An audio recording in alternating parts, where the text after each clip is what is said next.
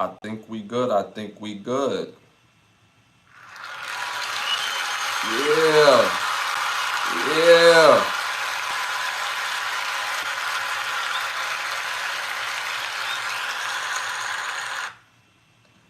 Y'all already know what time it is. What's good, y'all? What's good, y'all? What's good, y'all? What's great? Thank y'all for tuning in to another episode of Can the Brothers Get a Rap podcast. This is episode 176. For all you first time watchers, I'm the host, Ashley Lovechild. So I want to thank y'all for tuning and tapping in every Thursday, every Sunday at 10:30. Your support is muchly needed and appreciated. And I just want to thank y'all again for help growing the show. Thank you, thank you, thank you. Appreciate you guys so much. Also, again, this is episode 176. I want to thank the presenting sponsor of this podcast, which is Button Snaps, where you get the finest of movies, shows, documentary, and original content for your viewing pleasure of $4.99. So make sure you tap into Button Snaps. Button hyphenated sign snaps.com. That's button hyphenated sign snaps.com. We're also on the road to 20,000 subscribers. So again, continue to like, subscribe, share, hit that all notification bell. You just never know what I'm gonna pop out throughout the week because I do quite often. So again, continue to share. We also got over 450 rewatch videos of this podcast on this channel. So again, make sure you tap in, share those videos, watch those videos. Great for conversational starters as well. And there's membership portions in the page, y'all. Continue to grow the membership, different access. Different memberships get different access, so make sure you tap in. They are beneficial, so make sure you tap into that as well. What else we got going? I want to thank everybody for supporting my brand new EP that's out on all music platforms right now. Winners Loyalty. Again, all you gotta do is type in Ashley Lovechild on any music platform for all my hip hop lovers. I got a fire new EP called Winners Loyalty for those who haven't heard it yet. So make sure y'all continue to tap in. I want to shout out to the chat in the building heavy. Appreciate you guys so much. Y'all ride or die every episode. So again, I want to thank y'all for tuning and tapping in. A quick shout out to some of our day ones and badge holders. Ebony in the building, Culture in the building, Tremont in the building, Winters in the building. Who else? Pause in the building. Appreciate you tapping in. Again, we want to thank you, thank you, thank you. Big shout out to King in the building, King P. He just gifted a salute, my guy. I had to bless the podcast, Brody. Appreciate that. Again, we appreciate all y'all support of this podcast. So again, thank you, thank you, thank you, y'all. Tonight is going to be fun. This is a Sunday episode. Y'all know how I do. As soon as I get on, people love to text me when I get on, and it's no. You know what? You know the protocol. You know the protocol. I go through this every episode, y'all. Every single episode. All right, y'all. Let's get this thing started. Let's not waste no time. Again, this is Sunday, and we're gonna have a good time tonight, y'all. Again, stay engaged in the chat. First segment of the night, popular opinions. This segment is brought to you by OUV Records. OUV Records motto, as you see right here, the motto is create, document, and inspire. You see it on the box as well when you order something. It's the creed is right on the box as well too. So like I said, to stay in tune to the latest music and merchandise, you go to Instagram at OUV Records. So make sure you stay in tune. All right, y'all. Again, this is our first segment, popular opinions. Okay, these are not our questions, y'all. These are the world's questions, y'all. So stick to the answers in the questions. All right, cool. All right, y'all. First question of the night. Favorite cast in a movie. Favorite cast in a movie. Number 1, The Wood. Number 2, Soul Food. Number 3, Boomerang. Number 4, Barbershop. Again, let me know what y'all think in the chat. Favorite cast movie. Number 1, The Wood. Number 2, Soul Food. Number 3, Boomerang. Number 4, hello, where number 4 go? Sorry. Number 4, The Wood. No, I'm sorry, 4 was Barbershop. Let me know what y'all think in the chat. Let me know what y'all think in the chat. Yeah, all these movies are classics to me. All these movies are classics. Um, Boomerang is just, I mean, it's Boomerang. It's one of the funniest movies ever put together. The cast, the genre is hilarious. You got Eddie Murphy cooking probably at his best at that time. Top tier level Eddie Murphy at that time. Martin Lawrence, Allen, I'm sorry, David Allen Greer. I was saying Allen Greer. David Allen Greer. You had Pops from Fridays. I mean, it's and you had the mother from Fridays, the woman that played Miss Pearly. You know what I'm saying? That movie was so obviously beautiful Holly Berry, Robin Givens. That movie was so popping. The Wood was such a good movie. That cast was really great. The older version and the younger version of themselves. Soul Food is very underrated to me as far as a cast. They body every time. Like Soul Food is not the movie you run to watch, but when it's on, it's on. Like I'm never turning Soul Food off. It's such a fire movie. And Barbershop, I mean, Barbershop has always been popping. So I mean, it's a fire movie. It's funny, but it actually so Barbershop it's a comedy, but it's not a comedy. It's a whole bunch of it's a whole lot of negative Nancy going on in that movie, but it's so funny though because of the different personalities represent our culture in different ways. So me personally, I'm gonna say all in all, I'm gonna say Boomerang. I'm going with Boomerang with this one, Boomerang. The chat in living color and living. Shout out to Justin. It wasn't a choice. It wasn't a choice. Evo Blue, appreciate you tapping in. What is your opinion on the Chili's triple dipper? Appreciate you tapping in. Hit them likes, hit them hearts, hit them likes, hit them hearts. Appreciate you tapping in. So the chat is going with the barbershop. That's what I'm seeing from the chat. Chat is going with the barbershop on this one. Me personally, again, I went with Boomerang. The rest of the world at 38%, over 4,000 people voted for this. The rest of the world at 38% went with Boomerang, Boomerang, Boomerang. Again, I'm not mad at that. I'm not mad at that. I obviously picked Boomerang because of the cast, but I'm not mad at that. And there's people that I didn't even get to name. It's just too many people to name in that movie. It was such a popping movie. Shout out to Ebony, won the Wood, but Boomerang is my movie though. Okay. How are you tonight, my man? Appreciate you, Justin. Appreciate you, man. You already know, man. I'm doing amazing. I'm doing amazing. I hope you're doing well. Also, white chicks is not a choice, bro. You can't pick white chicks on this list, on this list, on this list. But white chicks, the cast was decent. It wasn't great.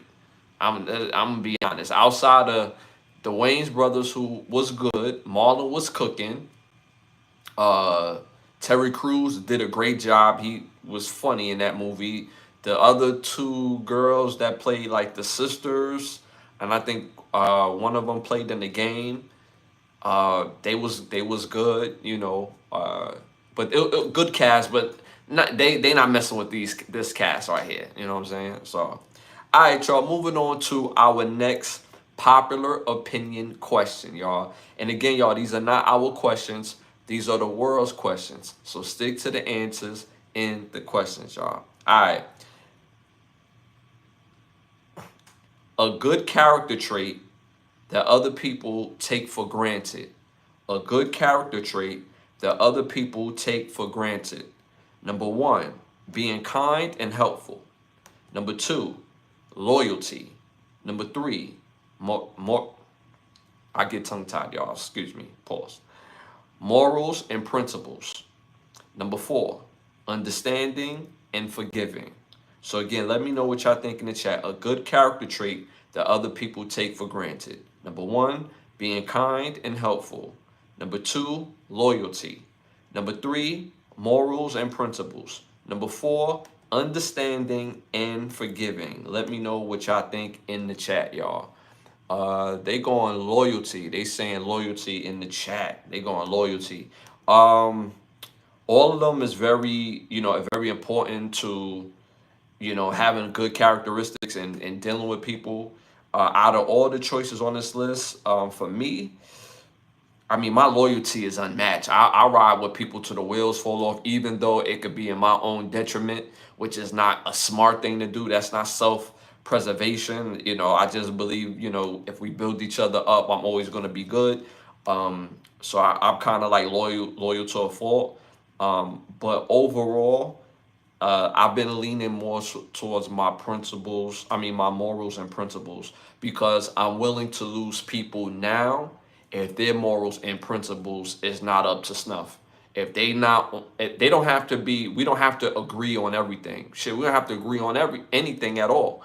As long as your morals and your principles is intact, then I guess we're going to always find common ground, because I'm more morals, principle based kind of dude. But y'all get the point that I'm making. It's like I don't mind losing people if their energy and when they're in my space is not correct. So I don't mind losing people because of that.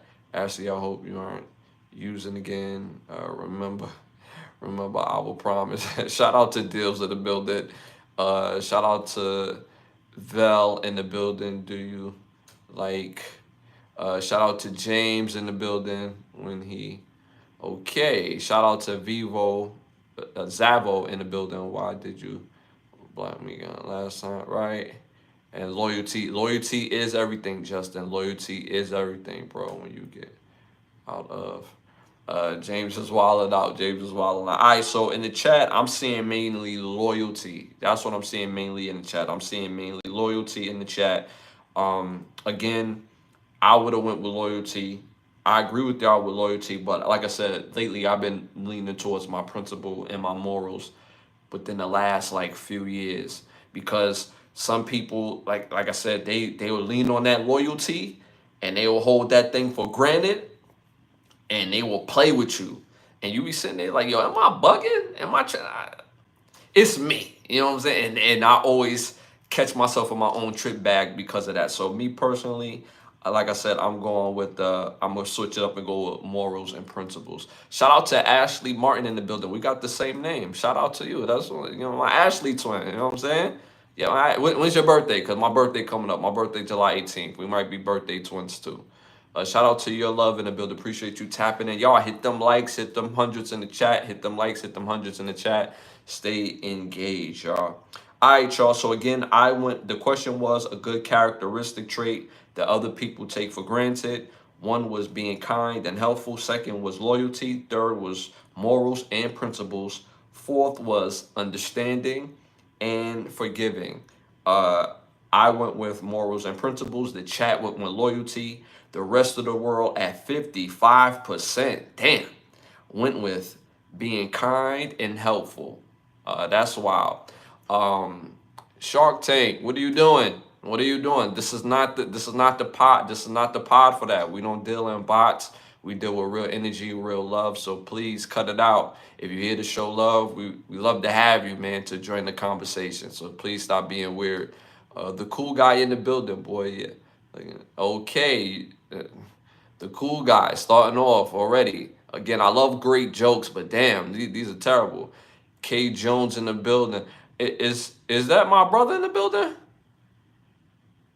Cause my bro be switching up his names. I think that's my bro in the building. Shout out to F Jones if that's him. Can I? All right, Shark Tank, Shark Tank. Ice Cube in the building. Ice Cube, nah. Appreciate you tapping in. How much could a woodchuck? Yeah, so yeah. Shout out to K Jones. So that's not my brother. He wouldn't say nothing weird like that. All right, y'all.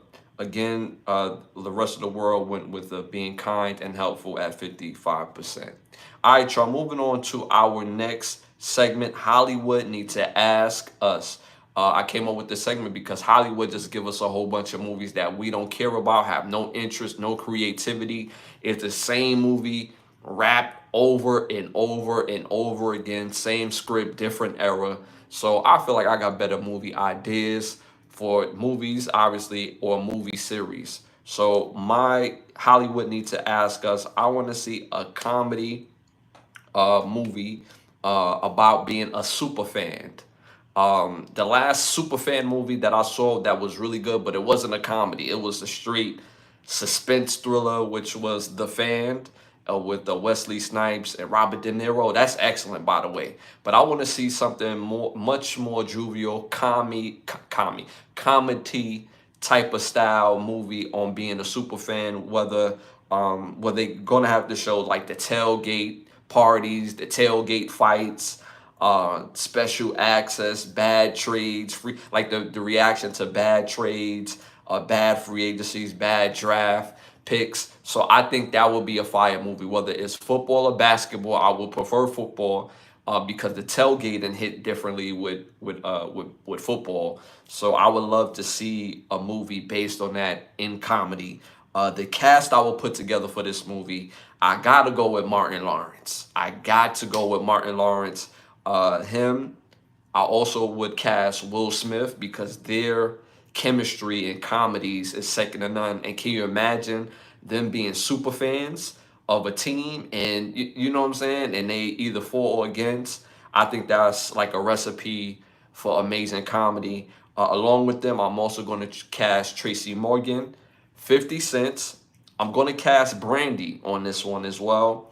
I'm going to go with Megan Good and to keep the family tree, and because he's super funny, I'm gonna have to go with Ray J. Like Ray J is hilarious to me, and to put him in a movie in this caliber, people forget Ray J is actually a great actor. Not good, he's a great actor. So you put him with these amazing actors along with his big sister, it's a recipe for a fire movie, in my opinion. So I would love to see a comedy based on this premise, whether them being super fans, and of course everything that incorporates with being a super fan of a franchise, them supporting the team, and so on and so forth. So I think that would be absolute fire regarding that. Hey, how are you doing today? Appreciate you, Ice Cube, in the building. I'm doing very well, man. Thank you for asking. I hope you're doing amazing as well. Shout out to More to Life 24 in the building. Appreciate you, man. Appreciate you. You see the weirdness going on. That he laughing at the weirdness going on. Shout out to Ebony. That would be hilarious. That would be hilarious. Yeah, I think the movie will work, and I would love to see it. So Hollywood, give me a call. You know what I'm saying? My people will call you. Your people call my people. You know what I'm saying? We get some figures together. You know. All right, y'all. Moving on to our must see segment. Some of y'all most favorite segment. For y'all first time watchers, our must see is 3 fire movies that you must see, must tap into. I won't spoil it for you, but it is a must see. My first must see movie came out in 2003, directed by Anades. Barracudas. I tore his name up, excuse me.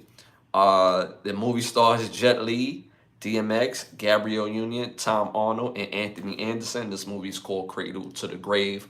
Fire, must-see movie about a criminal organization or criminal crew that's big into thieving, big items, I would say, and they get clogged up in the pipeline, and you got to see the rest of the movie. It's a fire must-see movie. And the super cop, of course, there's always a super cop somewhere. Every time you got super criminals, you're gonna have a super cop somewhere, played by Jet Li. Absolutely, shout out to Rich Gang. Comes in, and you got to see what happens next. You'll be surprised. So make sure y'all tap in to see Cradle to the Grave. Second must-see movie came out in 2001, directed by Gary Hardwick.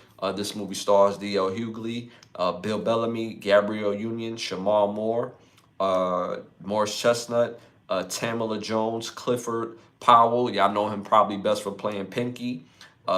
Tatiana Ali, again, y'all probably know her best for playing Ashley on The Fresh Prince of Bel-Air, and Jennifer Lewis, who also played on The Fresh Prince of Bel-Air as well. But this movie is fire. This movie is about 4 friends who all have some sort of relationship battle, whether they're married, whether somebody's getting married, whether it's somebody that's afraid of commitment, whether it's another person who just,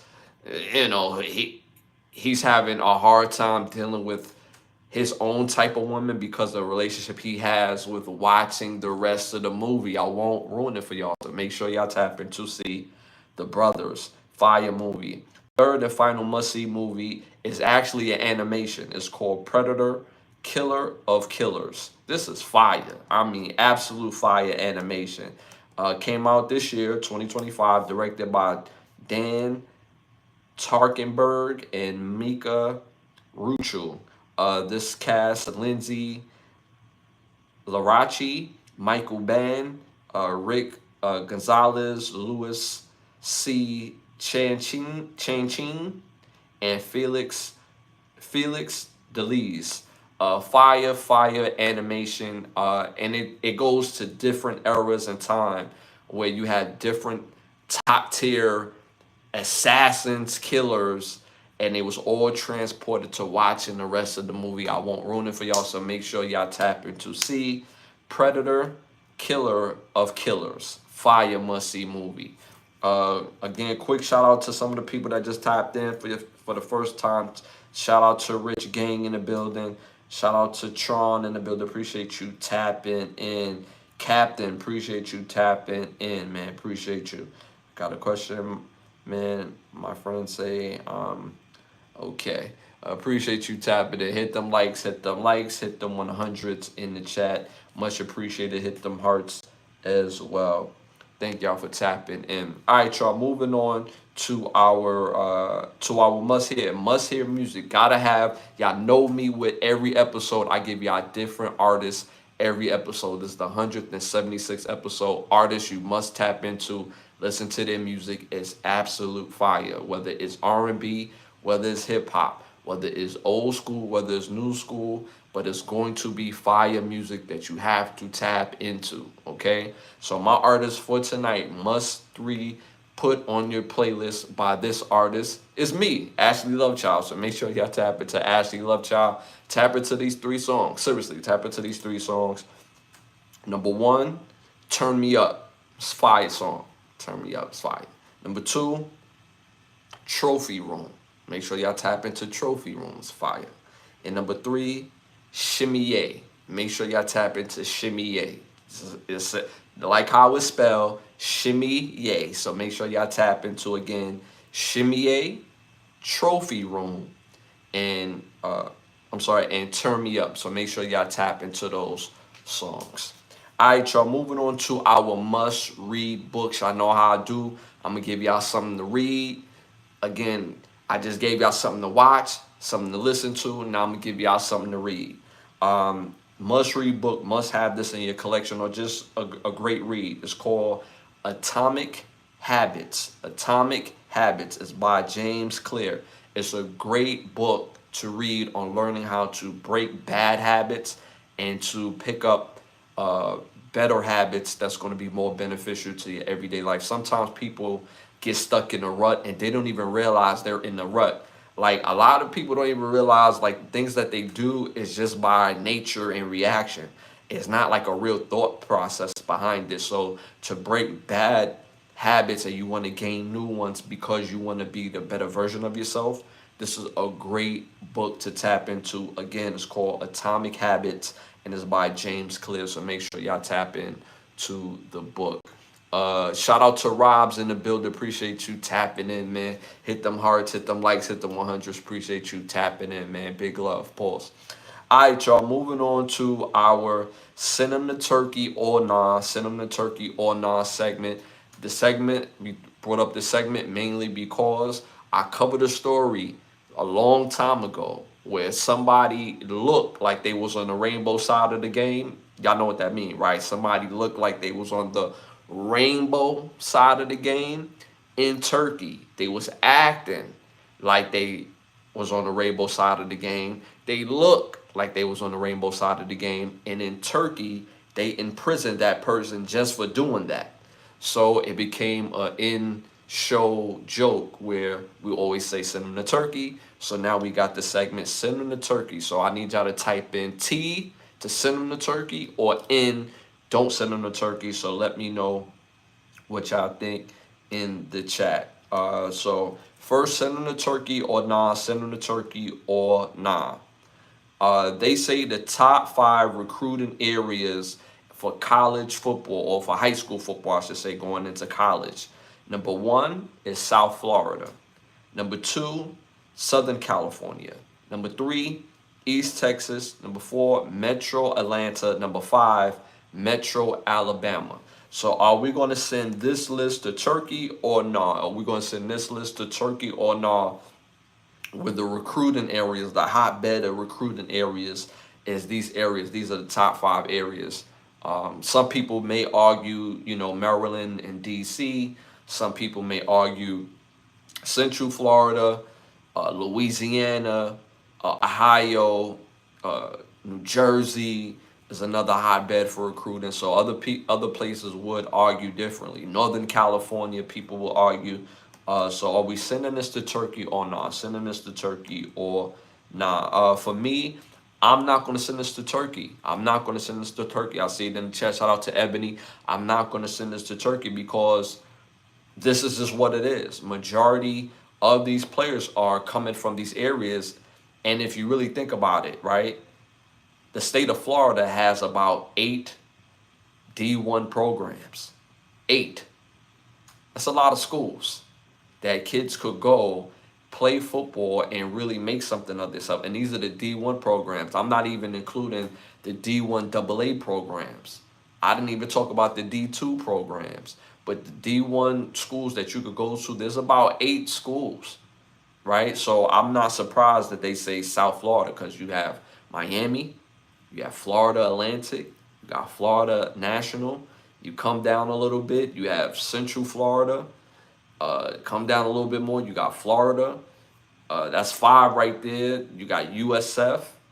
You have 5, that's 6. You got USF. There's a school in Jacksonville. I think it's called Jacksonville. And I forget the 8th school. It's escaping me right now. But there's like 8 schools in Florida that kids could go to and play top tier level college football. Not surprised with Southern California. There's about 8 schools in Southern California. Well, not in Southern California, but in California alone. Texas, it's ridiculous how many schools is in Texas. So the point that I'm making, I'm not surprised that is these amount of schools that the recruiting base is the top in these areas because of the amount of schools that's already in that present area. So not surprised. All right, y'all, moving on to our next one. Send it to Turkey or not. Send them to Turkey or not. All right, so in New York City, all right, so my New Yorkers been standing on business, y'all. So one particular incident, I seen a clip where there was a guy who was trying to kidnap a woman right off the train platform. And the citizens of New York gave him something called the beats. They beat him down. Obviously they stopped the kidnapping, but they beat him down. They beat the shoes off of him. And then there was a second incident where a young lady got jumped over a parking spot, and the community has, I would say, stood up by going to that person's house and standing in protest in front of their house, letting them know that this won't be tolerated. So are we sending the New Yorkers to Turkey based on standing on business? Send them to Turkey or not? Send them to Turkey. And the reason why this is even a question is because some people don't feel like it's fair that they are retaliating because of whatever the case may be. But the way how I look at it, when you look at the situation, the girl that got jumped over a parking spot, she got jumped by 2 guys and a woman. That was completely unnecessary, uncalled for. I mean, I don't like when you have the advantage, right? It's like, yo, you have the advantage, and then you add men to the mix. It's like, come on now. So I appreciate the neighborhood showing up, showing out in these neighborhoods or in that neighborhood, letting them know that this won't be tolerated. And they went to their doorstep. The whole community was on their doorstep. They did have cops there present, so make sure that it didn't escalate, but they letting the community know, they letting this family know that this is not going to be tolerated. It is not going to. And so I like that. I like that we, that they're standing up in that community for the sister, for holding it down. So and also for the community that stopped that kidnapping, because the guy had the girl.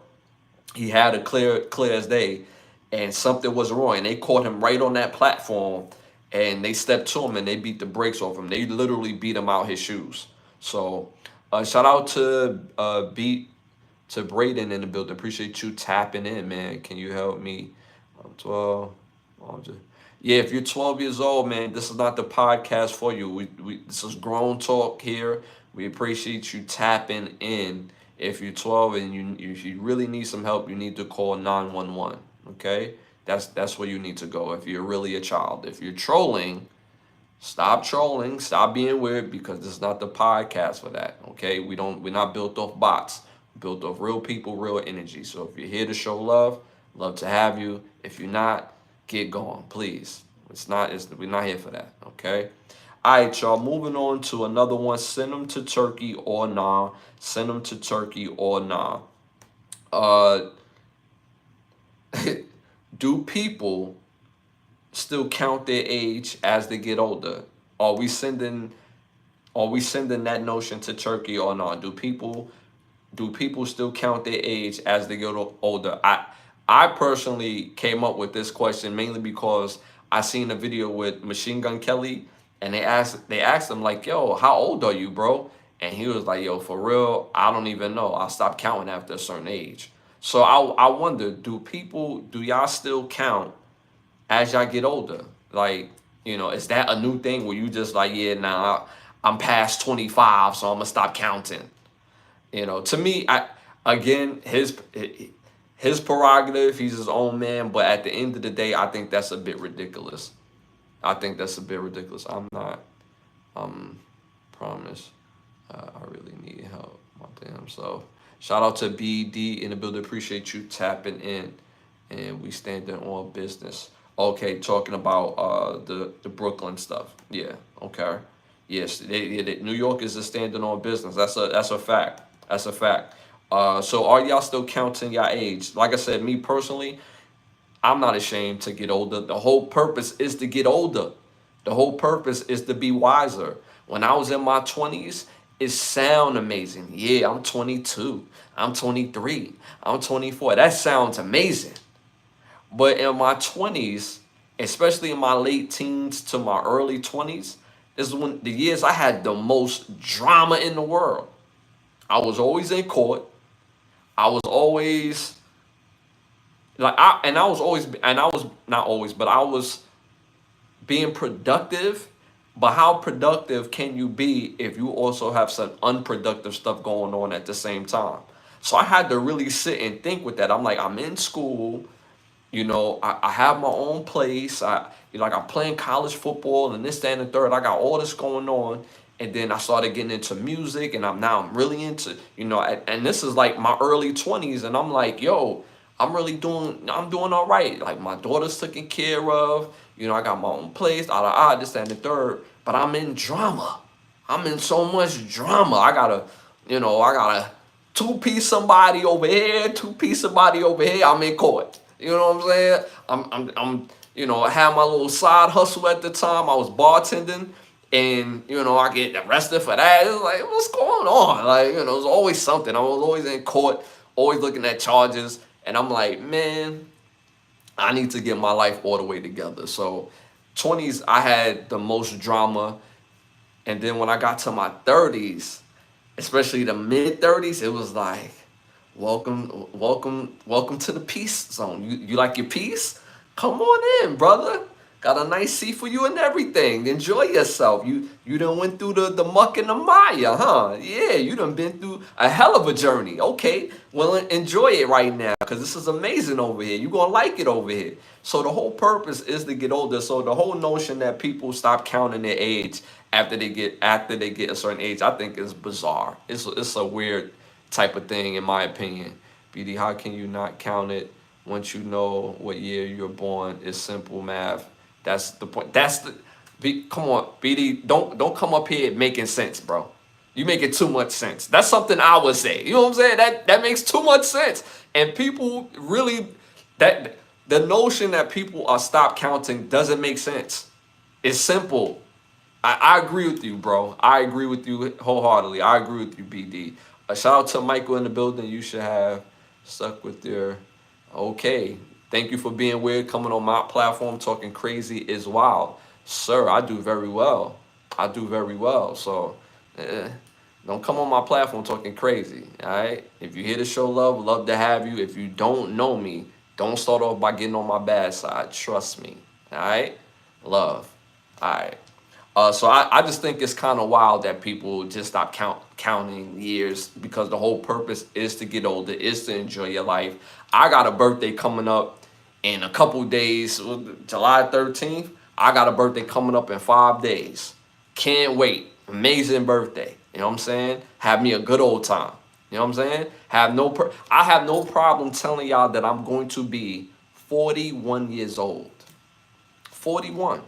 And I ain't gonna hold you. When I turned 30, I was like, damn. When I turned 40, I ain't gonna want to tell people I'm 40. I tell you in a heartbeat. Tell you in a heartbeat. I have no shame in my age, because there's something called wisdom that you gain as you get older.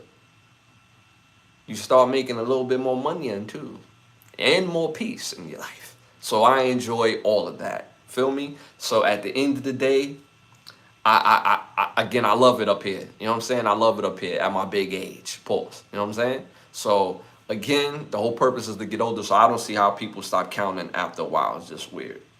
All right, y'all. Moving on to our next segment. Y'all already know what time it is. It's time to rap. This segment is brought to you by Button Snaps, where you get the finest of movies, shows, documentary, and original content for your viewing pleasure for $4.99. Again, that's Button Snaps. That's button hyphenated sign snaps.com. That's button hyphenated sign snaps.com.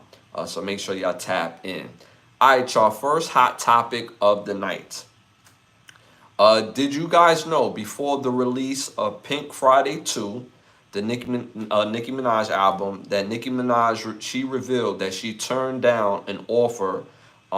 She turned down an offer to join the Grammy committee, the Grammy board committee. Let me know what y'all think about that in the chat. I mean, and the reason why Pink Friday 2 matters, that particular album, because if you think of that particular album, she was at the height of her fame and everything. I mean, her fame hasn't dwindled, in my opinion. She's once you are great, the term relevancy, a great is always relevant. You get what I'm saying? And I don't understand people that will argue that, right? So for her not to use that is standing on principle and morality, in my opinion, because she said that she turned it down mainly because she didn't win a Grammy yet. So she didn't feel comfortable taking a position if she never won no Grammys. So like she said, she could have easily took it and been spiteful on, other people and things of that nature. But like, yo, that's kind of standing on principle and morals, where you can't accept something that you never received, right? Or at least being on that committee. So that makes a whole lot of sense. There's a whole lot of artists that wouldn't stand on that. I think that makes a whole lot of sense. I don't know. Shout out to Zachary in the building. Appreciate you tapping in. So I can respect that. Me personally, I can respect that. I can respect that based on that particular mindset and notion on why she turned it down. Like I said, there's artists out here. I mean, majority of the Grammy trust is not people that even do music. Again, majority of the Grammy trust is not people that does music. Having never been a real artist, they couldn't tell you to go look for a song somewhere, a record somewhere, a cassette tape, a CD, nothing. So I respect the fact she's one of the greats, one of the best to ever do it, and haven't won a Grammy yet at that time, I should say. And for her to turn that down, I think that's something to stand on. Me personally, to be honest with you. All right, y'all. Moving on to our next hot topic, TikTok. TikTok is officially coming to an end, y'all. It's officially coming to an end. There's going to be a new version of TikTok coming up September 5th. September 5th is going to be a new version of TikTok. And it's mainly because, obviously they couldn't get the deal done with, I believe is China or Japan, whoever, one of those countries that run TikTok. So obviously they didn't want to give up ownership. So America's gonna have their own version of TikTok, but I mainly think it's not because of the creatives that flood TikTok, including myself. It's not even because of that. It's just the fact that our country loves information, and this is their way of tracking us. That's all this comes down to. Let's not fool ourselves. Let's not fool ourselves that the U.S. government, which I love, by the way, only because I'm from this country. I'm of this country. I'm of this land. So even though I may not agree with everything that we do, I'm here. I rep that flag. So at the end of the day, do I agree with everything? Of course not. Of course not. But I'm here. I'm not going to allow other people to come in my country and talk crazy about it. Not in front of me. No, sir, Bob. Can you go to another country and talk bad about that country? Yeah, you walk around with a speed knot real quick. They'll get you up out of there, or they will jail you. So there has to be the same type of respect for our own country as well. So me personally, I think this is about collecting information. I really believe that. I really believe this is a way of tracking us. This is a way of, identifying us as people. I mean, look how easy it is for people to do stuff by watching a video and then to find them. You know how easy it is? Like I've seen people crash out on social media, on platforms where they're, just crashing out. And then they go away, and then all of a sudden their profile is up. Then they got their address, their phone number. Like they got all this information just by people being recognizable in this space called social media. So this is more information gathering, in my opinion. They're not doing it for no damn art. So that's what I think. TikTok was popping, is popping, but it's coming to an end. So enjoy it while it lasts. I don't know what the new version is going to look like. I don't even know what the new version is going to be called as of yet, but it's coming to an end. So enjoy it while y'all can. All right, y'all. Moving on to our next hot topic. This happened in 2022. I must preface this. But this was still newsworthy because it still came across my timeline. Shout out to Ebony. I swear these apps can run your life if you let it. That's a fact. That is a fact. That is a fact. That is a fact. Most people spend all day on the apps. They really do. Shout out to Knob in the building. Appreciate you tapping in. Appreciate that, man. Appreciate that. Hit them likes, hit them hearts, hit them likes, hit them hearts, hit them 100s in the chat, man. I really appreciate you. If this is your first time watching, again, I'm your host, Ashley Lovechild. I'm on every Thursday, every Sunday at 10:30 on this channel. So thank y'all for tapping in. All right, y'all. Like I said, this happened in 2022, but again, this was so relevant and it still was on my timeline that I must share with y'all. So 3 men was arrested in Algeria for trying to fly to Dubai dressed as Arab women. That's crazy. That is crazy. And to see the pictures and the photos, because they had the face protection and all that, and they took the mascara and light their face all up, and when they found them, they felt like two bozos. Shout out to Zayden in the building. Shout out to Zayden in the building. Guess what? We got some tickets. You're our special winner of tonight's tickets. We got the block party coming up. We want to make sure you get these tickets. Hold on. Let me take care of you real quick, Zayden. Shout out to you. Shout out to you. Big winner, big winner, big winner. Yay! Hey! Hey!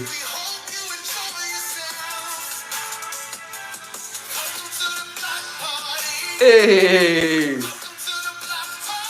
Hey! Hey!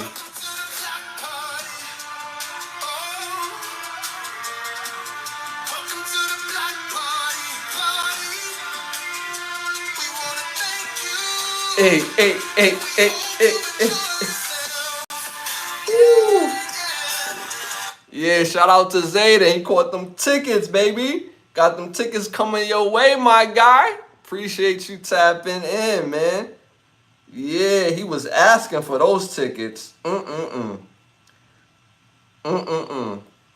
Man, we appreciate that, Zayden. We appreciate you, man.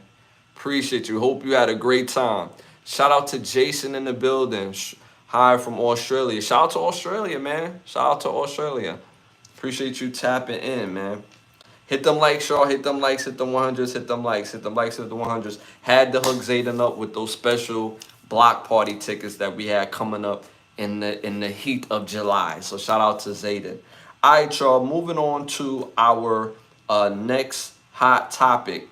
Former McDonald employee, former McDonald's employee, woman was arrested for stabbing her manager to death. She's, obviously was locked up.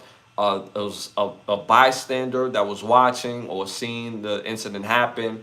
The bystander held them by gunpoint until the authorities got there. So now this young lady is arrested and awaiting trial. This is very unfortunate, a very unfortunate situation that happened. She did the stabbing mainly because that she was sent home earlier. And it is so crazy because she's been making video history via TikTok, whereas, she's been having issues with that same manager for sending her home, for, all types of different reasons, right? And you could kind of see things spiraling out of control, but most people, at worst, they cuss a manager out, they F you, they get out of here, don't make me slap you, and they get going. They go find another job or they report them to HR, right? But this situation went completely left. So much to the point where this young lady removed all rationale and completely crashed out, to so much to the point where she went all the way home to get her knife to come back and to confront her manager. Now, we don't know if the manager was in the wrong because she could be in the wrong. And I seen it on social media. Her kids is holding her up, as they should. That's their mom. The friends of the family's holding her up, as they should. They are her friends.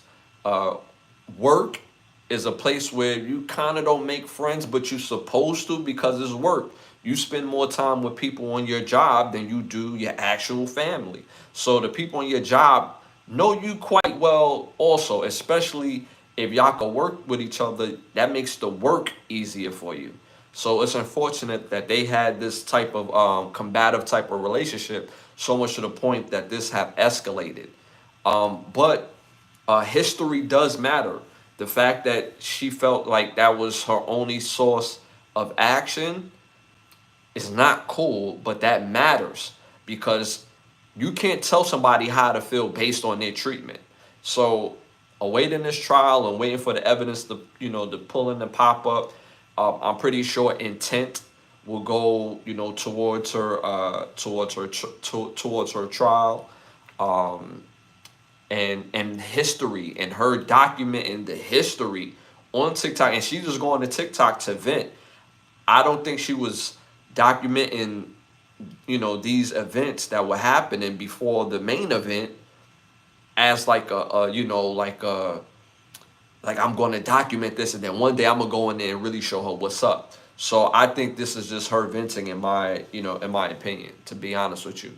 And they have so many videos. Again, they found her on TikTok, and they was able to show the emotional roller coaster going up, going down, and her venting that this same manager kept sending her home for different reasons. So it's unfortunate that it ended up this way, but at the same time, I said this last show, you have to be careful how you treat people. Again, I don't know the lady, and I don't know both women, so I don't have a dog in a fight. But at the end of the day, you have to be careful how you treat people, because how you treat people, you have to be prepared for a response. You have to be prepared for what they give back to you.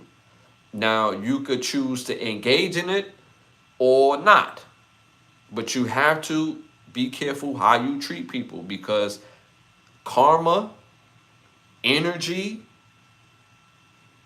could come back to you tenfold in ways that you don't want it to come back, and you don't even realize what's going on. The scariest place that you can live is in someone else's imagination. That's the scariest place you could live.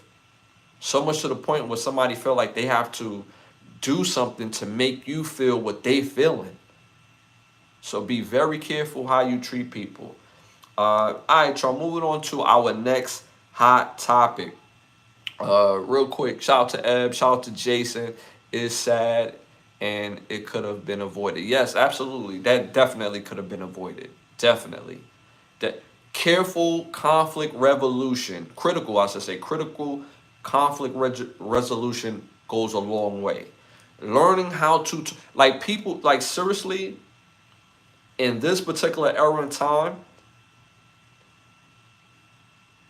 we have so much education and so much studies and research that we know how to talk to each other.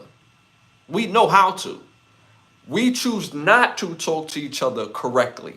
We choose not to talk to each other with the proper etiquette and just understanding where you're at and understanding the purpose, understanding the assignment at hand. But this era is really drunk off power. Again, I don't have a dog in a fight. It could have went either way. But this era loved power. This era loves to say, well, I did this over you, or I did that over you, or I'm the boss, or or I could just leave. We love to one up each other instead of understanding critical resolution. That's all we need to do, have critical thinking resolution. If we do that, we'll avoid the crash out. We avoid the crash out. Plus, stop watching Love and Hip Hop. Stop watching shows of that magnitude. Because what you watch feeds your soul. What you eat, if you eat foods that was scared before they died, guess what? You take that in when you eat the certain foods. Y'all think I'm crazy, right? Think of a time you was ever nervous about something. The food that you ate more than likely was murdered. And before they was murdered, they were scared. They knew it was about to happen. So you ingested that. So what you eat, what you watch is all indicative of what the type of energy that you give out to the world. When you see people who always look stink and funky and just negative all the time, you know what I'm saying? Like, that's a part of what they watch, what they see, what they feel. Everything is negative. Gotta get away from people like that. So it's unfortunate, and we will be awaiting the trial and all the evidence leading up to that. Shout out to Paul. Bad energy. That's a fact, man. That going back to the top of the show, where the question was, what was the question top of the show for popular opinions? It was a good character trait that other people take for granted. And one of the choices was morals and principles, loyalty, be kind and helpful. So when you think of that bad energy, right? You gotta, if you don't want to be like that type of person, you gotta get away from that negative energy. You gotta get that bad. Like, I never understood it until I got of a certain age. I could sense people bad energy when they walk in the room. People wear bad energy like a new outfit. And it's like, whoa, I got to get away from you, brother. Nah, we not having that. So bad energy is very critical. All right, y'all, moving on to our next hot topic. Actor Braxton Wells. He plays an actor on the show called The Oval. Tyler Perry's The Oval. Now, Braxton Wells accuses Tyler Perry Studios VP Mark E. Swanson of rape and claims that of cover-up involving Tyler Perry of his rape. So Wells, the actor, He is claiming that Swanson essayed him, and Tyler Perry did what it took to cover it up.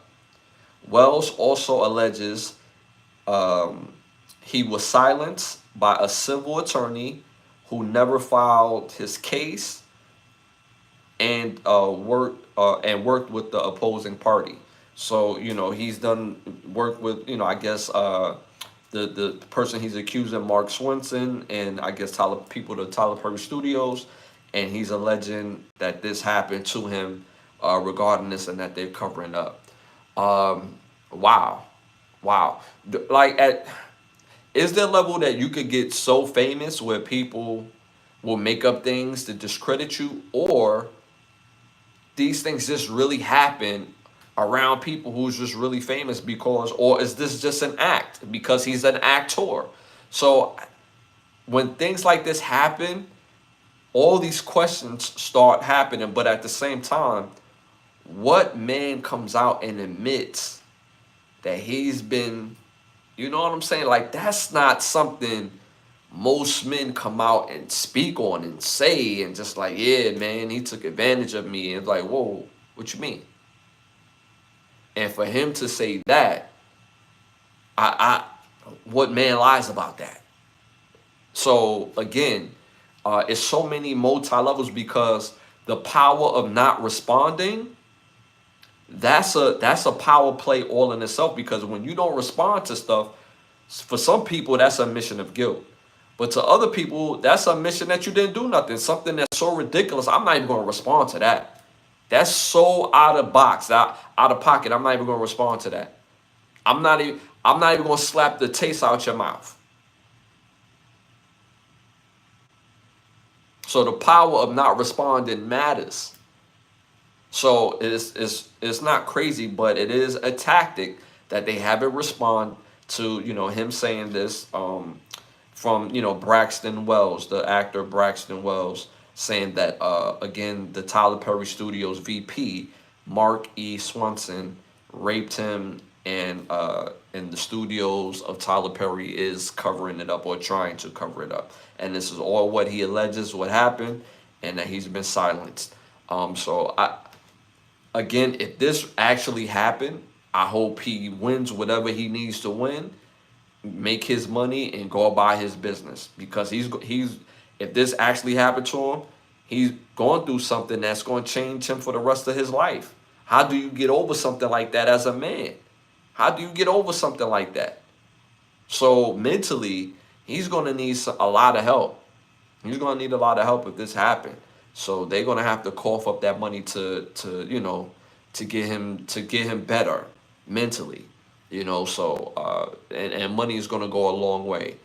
As far as him acting again, who knows whether he'll act again. Maybe acting is a form of healing for him. But again, I can't speak for him. But if this is true, I hope he get all the damages that he's supposed to get, because this is crazy, and this is the type of environment that this breeds. Like, I remember an actor, I believe it was either Corey Haim or Corey Feldman. They went on national television, and they was telling their story of the times that they was taken advantage of, throughout their career. And one of them spoke on the fact that, and this is what he alleged happened to him, that a very well famous actor and I could say the name mainly because he said the name, and this is public knowledge. He said that what was this guy, Emilio Estevez brother, Chevy Chase, not Chevy Chase. It was I always forget his name. It's Emilio Estevez brother, but he's not Charlie Sheen. Charlie Sheen. He alleged that Charlie Sheen in his younger years raped him on the set in a movie that they played in it. And this is what he said. I forget what show this was, that he made his claim that, yo, this really happened to him and nobody did anything. And we spoke on it shows prior to, where like this is like a culture in Hollywood, where you have a culture where kids, girls, boys, men, women, anybody could get it. Anybody could get it. That's the type of culture that when we're supposed to be up here working on the art. We're supposed to be up here making fantasy look like reality, because we are acting. This is act. I'm supposed to make it feel real, but it's acting, But the culture that this breeds, I mean, it's ridiculous, rape and pedophilia. I mean, all that encompassed in one. So, if this actually happened to him, I hope he gets everything that he's asking for, punitive damages as well. The public opinion needs a lie detectors. A lie detectors test is not legal in a court of law, but is satisfactory 90% to public opinion. That is a fact. That is true. I want to know if Tyler Perry is guilty. Shout out to April in the building. Appreciate you tapping in. She said, "Hey everyone, very sad. Corey Haim, rest of." That's a fact. That's a fact. Corey Haim did pass away, so it's very sad. So at the end of the day, this type of behavior breeds itself. And I've been on sets before. There's a lot of people on a set. The bigger the set, to be honest with you, the easier that this stuff can happen.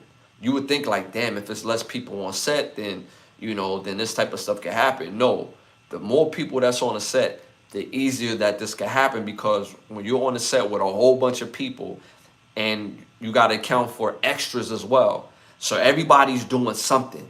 Everybody, they ducked off doing this, they ducked off doing that. They're getting ready for scenes. Most scenes take hours to do.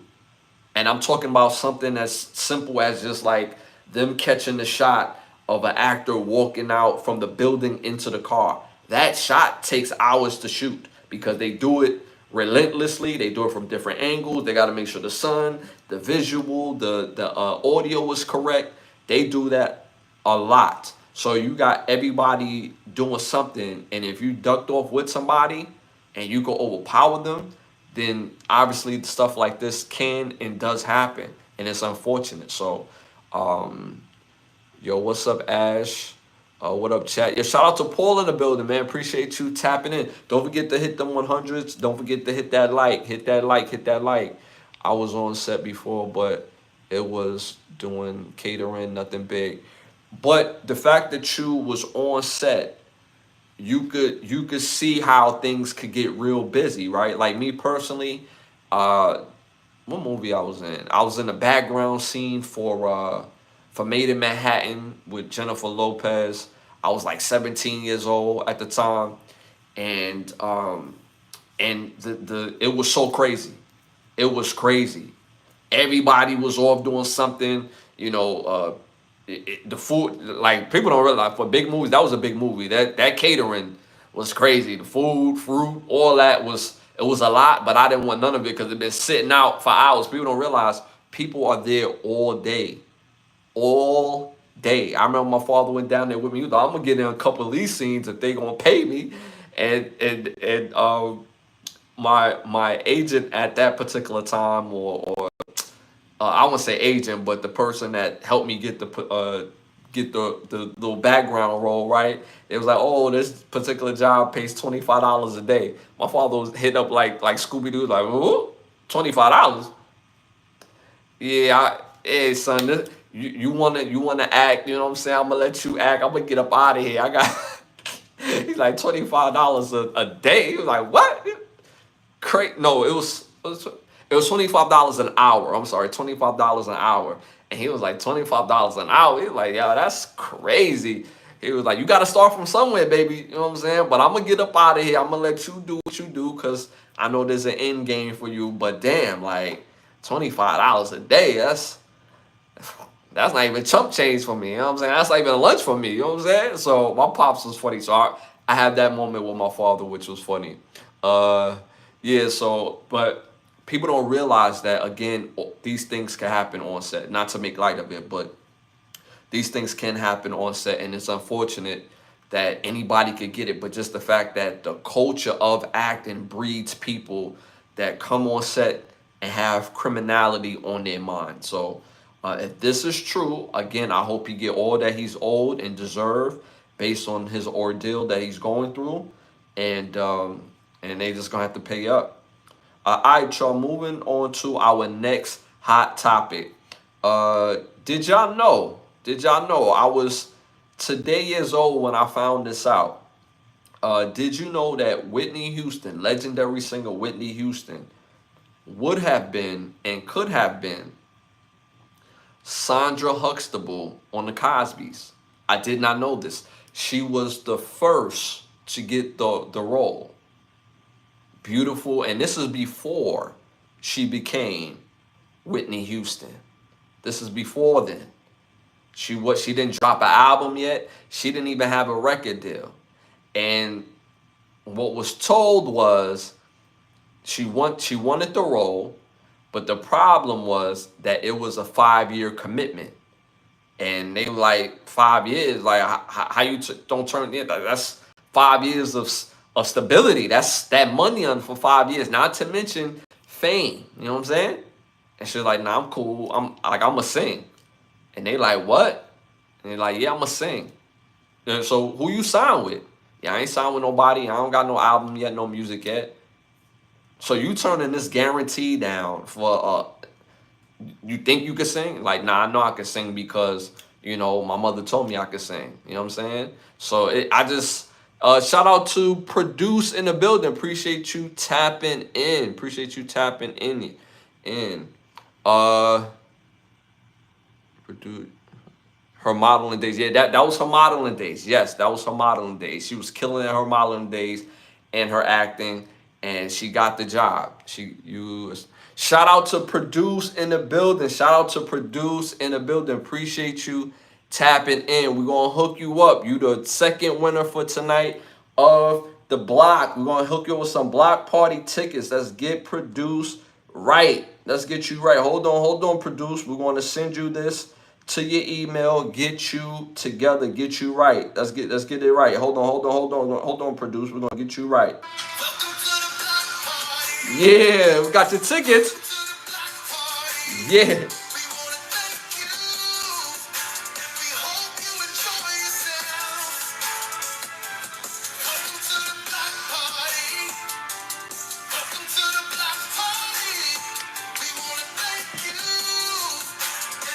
Yo, shout out to Produce. We got you some of those block party tickets, man. We appreciate you tapping in, man. Appreciate you. So be on the lookout for those tickets. And thank you, man. You've been amazing. Shout out to Produce. Hook them up with some of those block party tickets. You know what I'm saying? Nice cards. Yeah, these are the stickers. We're gonna hook y'all up with some stickers as well. We're gonna hook y'all up. Make sure y'all get some of these Can the Brothers Get a Rap podcast stickers. But we hooked them up with some tickets. So you're welcome to the block party. The second winner of tonight's block party tickets. Shout out to Produce as well. All right, y'all. Well, we was talking about Whitney Houston. For her to, I don't want to say walk on faith, but she had a navigational system in her mom that let her know, like, yo, you can really sing. And her being around her mom, people that don't know her mom, Sister Houston, was a great singer herself, been around singers, been in the church. So she knew what it took for her daughter to make it, had the look, had the beauty, and all the world had to do was to see her and see her in the right light. So to have that forefront, but that was also a risk because, again, the Cosby Show became the Cosby Show. But most importantly, I can see it. I could easily see Whitney Houston be playing Sandra easily. She was beautiful, thin. She had that personality. And she kind of, in some sort of way, she kind of looked more like Felicia Rashad than the Sandra, as far as like just sheer what's the word, features. Just sheer features. She looked more like her in that ilk. You know, her body was a little different than Felicia Rashad, but I definitely could have seen Whitney Houston being the bigger sister on the Cosby Show. So that would have been fire. Didn't Whitney Houston's daughter die the same way she did? I believe so. Yeah, I believe so. Oh, I get it now. The block party ticket, you blocking. Oh yeah, yeah, Paul. Yeah, yeah, yeah. That's how we do it. You know what I'm saying? We're gonna hook them up with a little celebration on the way out. You know what I'm saying? A little backyard boogie. You know what I'm saying? So we hooked them up with some of them block party tickets. You know? Yeah. But yeah, I definitely could have seen it, and I thought that would have been dope. But the lady that ended up playing Sandra did an amazing job. But it's it's interesting when you hear these stories on who was originally cast to play certain roles, and you sit there think like, damn, like what that would have looked like. Like for those who love New Jack City, if you ever heard of New Jack City, Chris Rock role as the crackhead in New Jack City is probably Chris Rock's biggest, I don't want to say role, but his most outstanding role ever in his career, because that's the role that people constantly think about. They forget the fact that he done starred in a whole bunch of movies where they were his movies. Those 10 minutes that he did in New Jack City stuck with him in his career, his acting prowess, as far as how good of an actor he was. Or is, I should say. Even though I Think I Love My Wife, that movie was fire. But originally, Martin Lawrence was supposed to play Pookie. Martin Lawrence was cast to play Pookie. So it's amazing when you hear these stories, you like, yo, word? So instead of this, we would have got this? Like even in the Five Heartbeats, the original Five Heartbeats, the movie, if y'all ever watched the Five Heartbeats, the original cast was Denzel Washington, Keenan Ivory Wayne, of course Robin Townsend. Um, those are the and David Allen Greer. That was the original four that was supposed to play in did I say Temptation? I meant did I say it right? What was the movie with Robert Townsend? I think I said it right. Hold on, see. I'm getting tongue tied. I'm getting my movies confused. But I know I'm right with the movie though. Robert Townsend. What's the movie, y'all? Hold on. I think I said it. Five Heartbeats. Yeah, I said it. I said it right. The Five Heartbeats. So the original Five Heartbeats, it was supposed to be Denzel, Keenan Ivory Wayans, David Allen Greer, and of course Robert Townsend. Now that cast alone, that movie would have been completely different in my opinion. It would have been more of a funny elk in my opinion, like because you got natural comedians, but then you have young Denzel, and young Denzel used to cook with the acting, so that would have been fire. That would have been fire, but this was before Denzel was like really famous. This was before all of them was really famous for real, because I believe A Soldier Story is where they all met, because Keenan Ivory Wayans, no, Robert Townsend, David Allen Greer, and Denzel Washington was in this movie called A Soldier Story. All three of them was in that movie, and this was before he got super famous. And then when they finally did the Five Heartbeats, Denzel went to do, I believe, Mo Better Blues, and because the studio was taking forever to like get the movie off the ground, Keenan Ivory Wayans had to go do A Living Color. He wanted to do the movie with his best friend, but he was like, "Yo, bro, I'm broke. I need to get this money, and they gonna give me the show for the money." So that's how we got A Living Color. That's how we got it. And then David Allen Greer, also broke. I gotta go where the money's at, bro. Like my ribs is touching out here, B. So, for those who don't know, so it's amazing when we think of all these things, of these movies, the original, what ended up happening. It's a great interest on it.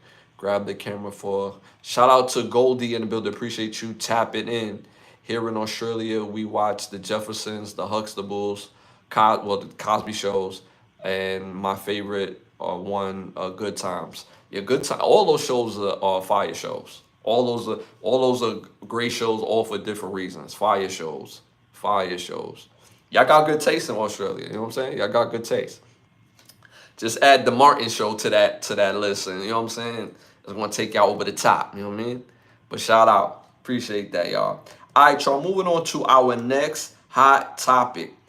I did that. Quinshawn Junkins, second round pick from the Cleveland Browns, running back from the Ohio State Buckeyes. He was arrested on domestic violence with his former girlfriend in Fort Lauderdale last night. He was brought in. They said there's video footage and is reminiscent of Ray Rice. You know, for those who don't know about Ray Rice, he was caught on video.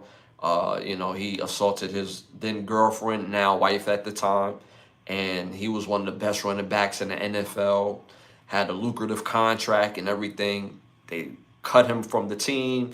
So in football, they have a morale clause. So if you get cut for, you know, something that's due to a morality clause, you could lose all the money that you signed for. So that ended up happening to Ray Rice. So they said they have a video that's reminiscent of him, and he was arrested, and he just was drafted in April. So this took a very quick and nasty turn, if this is true. You know, if this is true, but they said it is true because they got video of this. So we're going to see what happens moving forward. But this is very unfortunate. You know, a young man who has the opportunity to change his life and the people around him. And, you know, like I said, if this is true, he allowed himself to get tricked out of position. It's unfortunate. Again, if this is true, fellas, gotta make better decisions. Gotta make better decisions, especially when it comes to women. Especially when it comes to women. I know this is easy to say and harder to do in the moment if you don't have yourself in check. You could lose it all. You can lose it all if you don't know how to keep your cool. You could lose it all if you don't exercise practicing ways to not react. No matter what the person that you with says, you need to learn the power of not reacting. You don't let people go unscathed, but you don't need to react. And we got to stop putting ourselves in position because our value is so high. And I'm not talking about every single man, but just as people, our value is so high.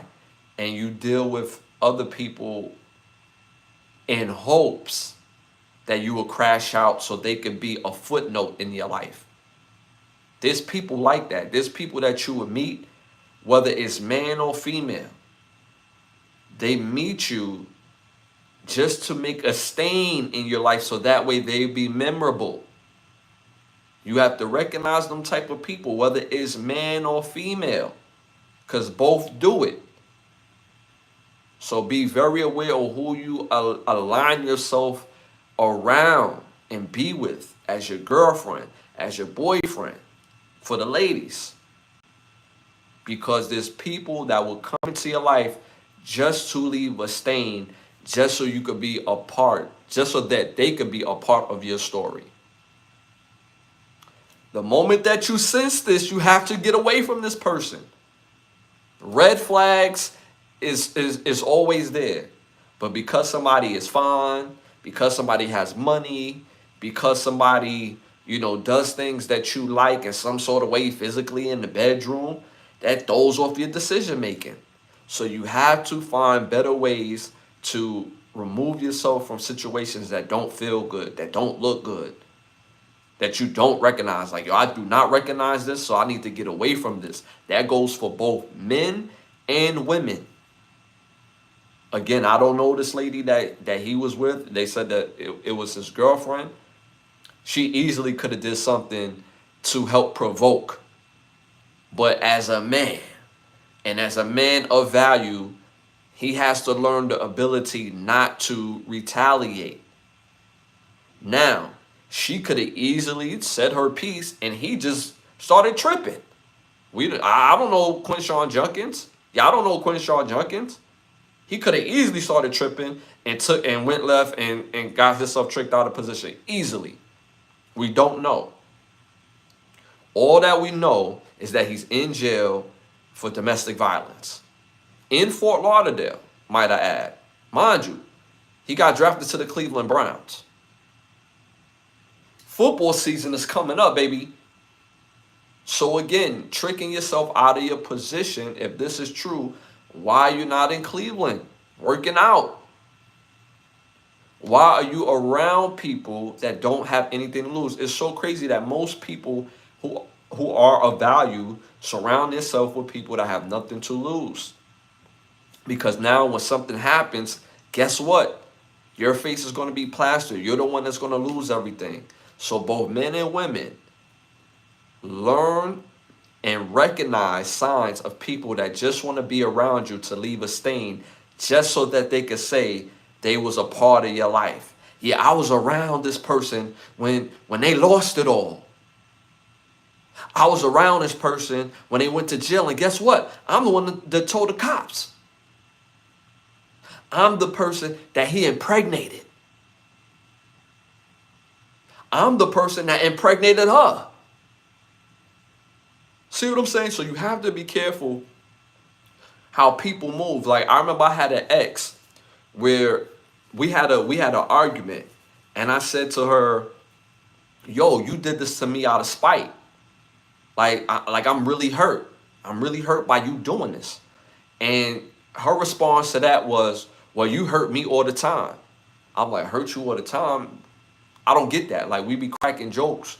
Like, what are you talking about? Like, she was like, no, but you hurt me all the time. Things that you don't, it's the things that you don't say that hurts me. Things that I don't say? I didn't recognize the red flag at the time. So that's my fault for not recognizing that, right? Because that is a tactic used to manipulate, right? So that's my fault. I should have been like, you know what? You're right. I got to go. I should have did that, but I didn't. And I'm sitting there thinking like, yo, what type of boo-boo the fool she take me for trying to remix that on me? But the reason why it became my fault is because I wanted to work it out. I wanted to stay. Or we wanted to stay. We wanted to work it out.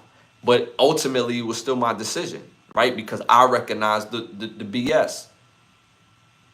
And my thing was, and my response to her was this. I said, if I ever hurt you, it's never been intentional. By you saying that I hurt you, now that we're arguing because you feel hurt by this situation, mine was unintentional. Yours was intentional. So intent matters. Leaving stains matters. So be very careful on who you surround yourself with. That goes to both men and women. Shout out to Tropic in the building. Appreciate the chat is going crazy. Appreciate the chat. Australia got good taste in cars too. I love the whole thing. Shout out to Paul. I think the Five Heartbeats needed less famous actors to pull. Oh, the Five Heartbeats, less famous actors to pull off the true story. The Five Heartbeats not a true story. I thought it was a true story too. Everybody thought it was a true story. It's not a true story. But it's still a fire movie though. To pull off the true story of the more famous people would have made it. People wanted to, yeah, but at those times, to be fair, at those times they wasn't famous, because before A Living Color, Keenan Ivory Wayans wasn't famous. It took Denzel probably after Mo Better Blue. I wouldn't even say Mo Better Blues. It took, I forget the movie that took Denzel over the top. I would have to do my research. I think that movie was like probably like 92, 93. Like, he was known, but he wasn't a star yet. So nobody in that was a star, not even Robin Townsend. But I get the point that you're making, though. I get the point that you're making. To Ebony Ray Rice all over again. Yes. Yeah. Same happens here in Australian football. Alcohol can make that happen faster. Silver Fox. He don't even look off. I get it, bro. It was ugly, but he was just an average dude. Before you get smacked. Shout out to Boss Don. Malcolm X. Yeah, it was Malcolm X. Yes, Paul, you're right. It was Malcolm X turned Denzel into the star. That was the movie that turned him into a star. Yes, it was Malcolm X. See, you doing your thing.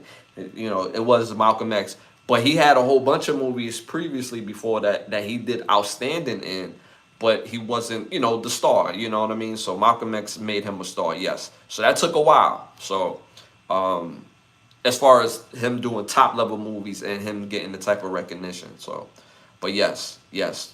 So yeah. So again, back to Quinshawn Jenkins.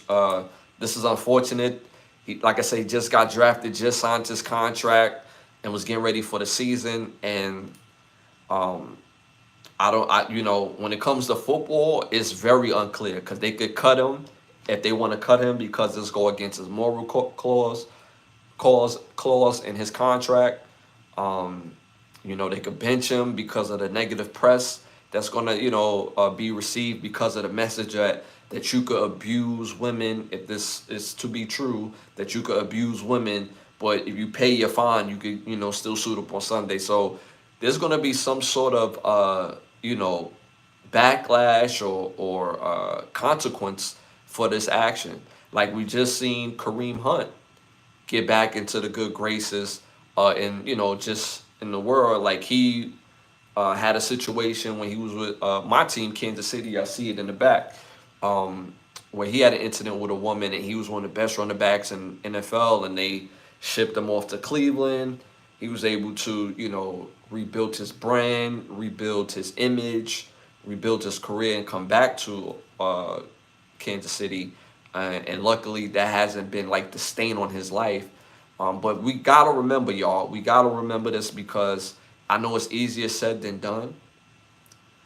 It takes a lifetime to build a reputation, and a good one at that. It takes a moment to ruin that same reputation. And people don't allow the same grace when you mess up. Can Quinshawn, if this happens, if this is true, can he grow from this? Absolutely. He's a young man. Young men make all this mistakes all the time. Yes, but he's still a grown man. And there's consequences that's going to be old that he's going to have to do in order to be on the other side of the type of person that other people know him to be. And that's just based on the notion that I just said. It takes a moment to ruin your reputation. So again, there's a place for forgiveness. There's a place for redemption where he can redeem himself. Especially if him and his girlfriend or the young lady, if they could get right, they don't have to be together, but they could get right. So there's a place for him to redeem himself. Absolutely. Everybody has things against them that they wish that they could redo. Everybody has committed mistakes that it's a part of human nature. Do it make it okay? No. But redemption is okay. Redemption is okay. So I'll leave that for that. All right, y'all, moving on to our next hot topic. So we got another you know, another internet thing that's been going crazy. So now the new list came out.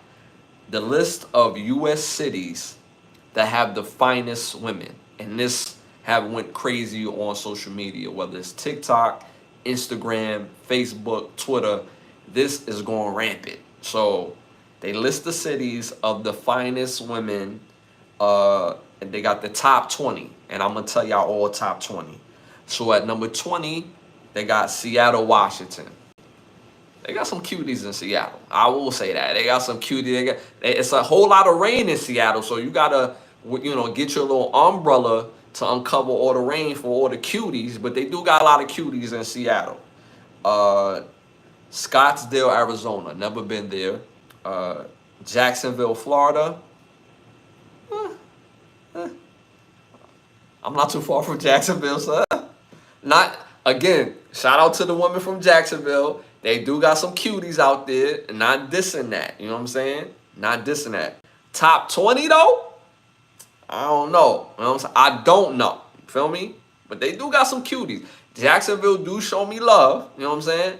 But top 20 though? Like, cause if you ask the guys there, they not gonna say that. That's why I say that. You know what I'm saying? So, you know what I mean? But I digress. 17, Detroit, Michigan. Never been to Detroit. Never been to Detroit. 16, DC. My family, my father's side of the family is from DC. So it's a lot of fondness in DC. I will say it's a lot of fondness. It's a lot. It's a lot. It's an abundance of good-looking women in DC. I must say that. Yes, yes. 15, Newark, New Jersey. They got some fine women in Newark, New Jersey too. 15? No, I don't know about 15, dog. I don't know about 15, but y'all do got a lot of work out there. You know what I'm saying? But 15, I don't know. Austin, Texas. 14 is Austin, Texas. I was in Austin last year.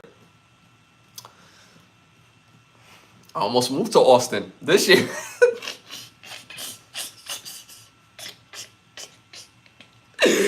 I kid you not, dog. I almost moved to Austin. I'm just saying, there's a lot of finger licking goods out there. You know what I'm saying?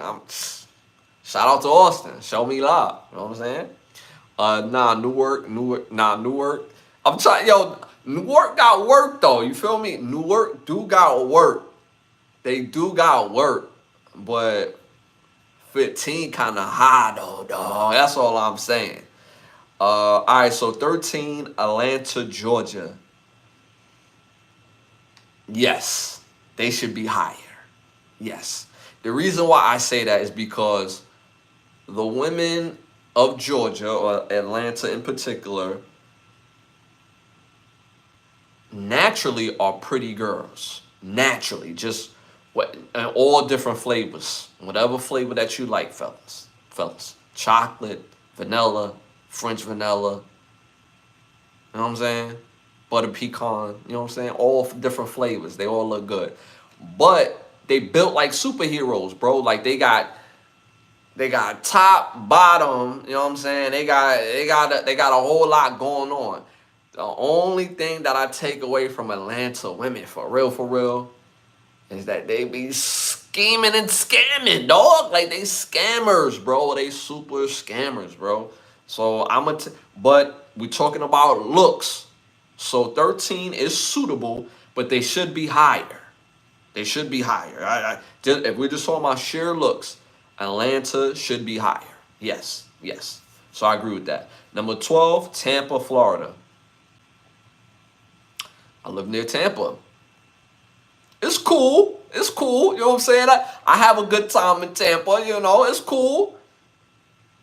12 though, like 12. I don't know, dog. 12 is kind of high, dog. You know what I mean? 18, 20. That's still good work right there. You know what I'm saying? That's still a lot of good work. You know what I mean? But 12, it's a lot of fine women in Tampa too. There is. But 12 is kind of high in my opinion. All right, 11, the Bay Area, California. Yes.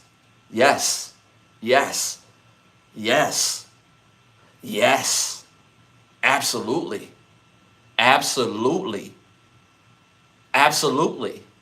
Yes. Number 10, Dallas, Texas. Yes. Dallas is the type of place I'm bringing the pink tops. I'm bringing the pink tops to Dallas, Texas. They like, what the hell's the pink top? Pink tops, y'all. Y'all know the Diddy oil. I'm bringing the Diddy oil to Texas. To Dallas, I'm bringing the pink tops to Dallas. Yes. The Take That edition. Yes. Dallas. Yes. The blessings. Yes.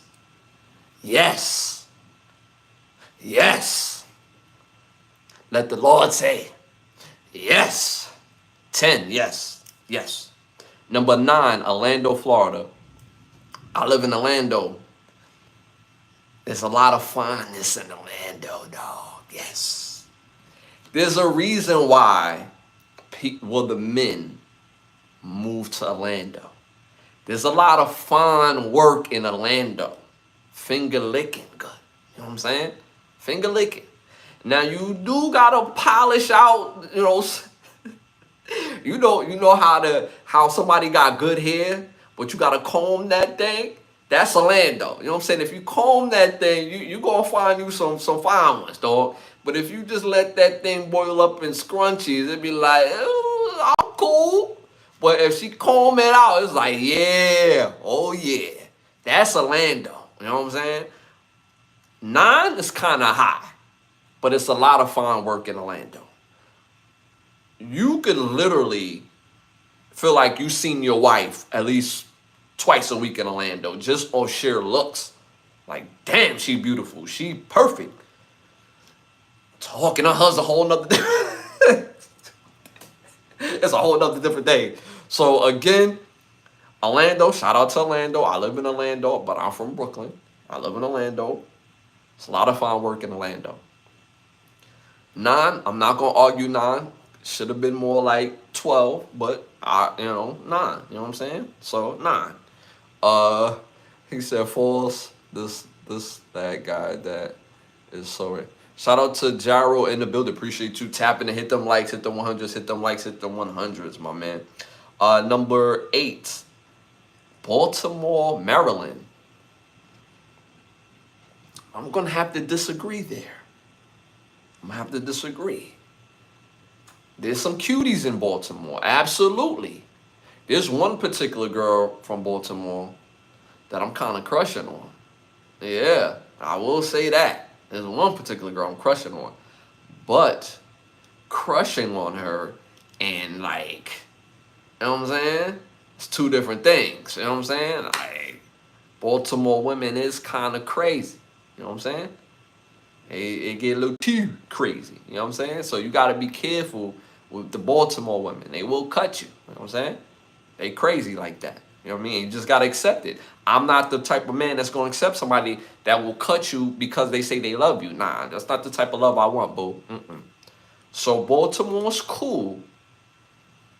8 is kind of high, though. I'm not going to lie. Top 20, okay, cool. 8, but it's all love, Baltimore. I don't want none of the Baltimore women being mad at me. It's all love. Number 7, San Diego, California. Yes. Yes. Absolutely yes. The women in San Diego, California is fine. Yes. Yes. Tip my hat. I'm a sinner in San Diego. Yes. May I come in? You know what I'm saying? May I come in? You know what I'm saying? Number 6, Houston, Texas. Yes. Yes. Yes. I'm not saying this to brag, because this is not something to brag about. But the rates are high as far as STD rates is high in Houston for a reason. The women are fine. We didn't say who's the cleanest. We said who's the finest. There's a lot of fine work in Houston. So at 6, I agree, yes. 5, Chicago. Top 10. Top 10. 5 is 5. You know what I'm saying? That's a great number for Chicago. There's a lot of nice things in Chicago. Top 10, yes. 5, I don't know. Number 4, Las Vegas, Nevada. Yes. Yes, I concur. Yes, Las Vegas, Nevada. Yes. No debate in that. Yes. They're in the top 5. Number 3, come on, baby. My city, New York City. Should have been number 1. We should be number 1. The women in New York City, they're naturally beautiful. Naturally. But they also got style. They know how to put that thing on. Like, when they walk out the house, it's like an event. You know what I'm saying? Ain't nothing like seeing a New York woman dress and look and just be in her style. You know what I'm saying? It's a very sexy thing, especially with all that aggression. I'm used to all that. It's a very beautiful thing. So I'm going to say yes. It should have been number one, in my opinion. You know what I'm saying? Because I like aggressive women too. So, I like the mix of that. You know what I'm saying? That's just me. You know what I'm saying? But New York, yes, number three. So New York, and then not to mention, New York is the type of place where you can be pretty in a small town, but when you get to New York City, your small town pretty is not the same as big city, because what makes New York City women fine, like for real, is the fact that it's not just about like the natural look, it's about how you put it together. And I'm not talking about makeup, I'm not talking about extra hair, I ain't talking about weave. I'm just talking about how you just put that thing on. It makes the world of difference. You could be exotic looking and don't be like classical pretty, but you're gorgeous the way you carry it, the way you move with it, your confidence, but also humby at the same time. So that's what makes it different. Number two, Los Angeles, California. Yes, yes, yes, yes. California women is so fun. I mean, it's crazy. It's crazy out there. I mean, it's crazy. It's crazy. The sisters out there is just so like yo, like they need their own genetics out there. It's California niece or something like that, cause them women be fine. They fine. I'm just talking about just the looks alone. California women fine. And number one, I'm not surprised at this, is Miami, Florida.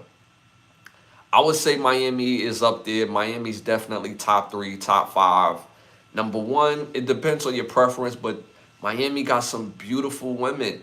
Because you got to remember, Miami's a hotbed. So you got women coming from the Caribbean.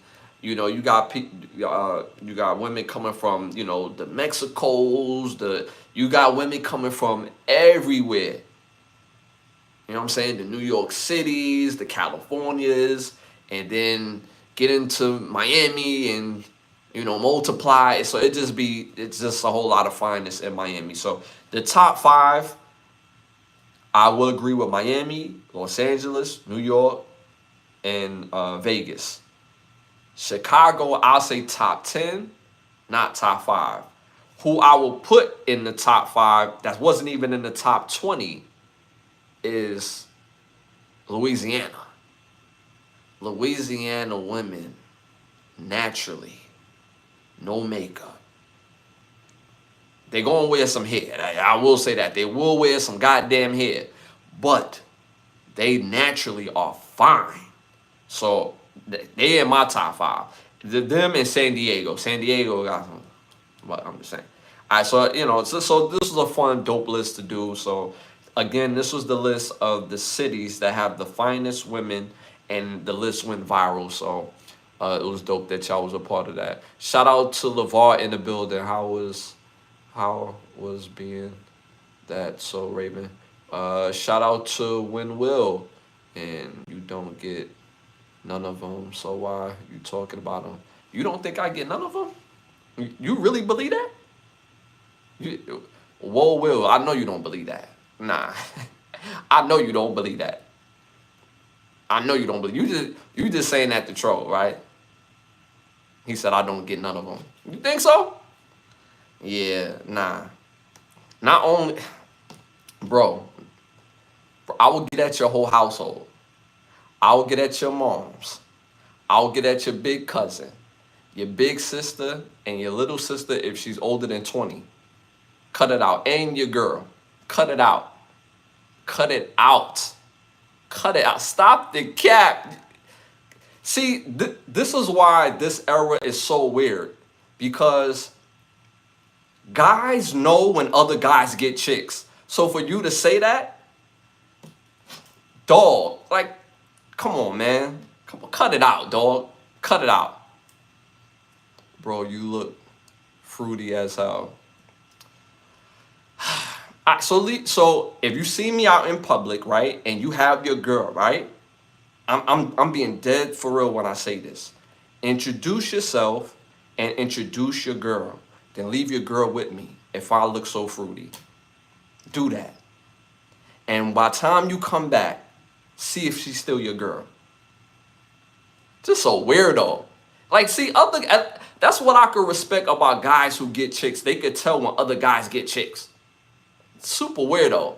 Shout out to Critical Rick in the building. Appreciate you tapping in. One of our badge holders. One of our badge holders, man. Appreciate you tapping in.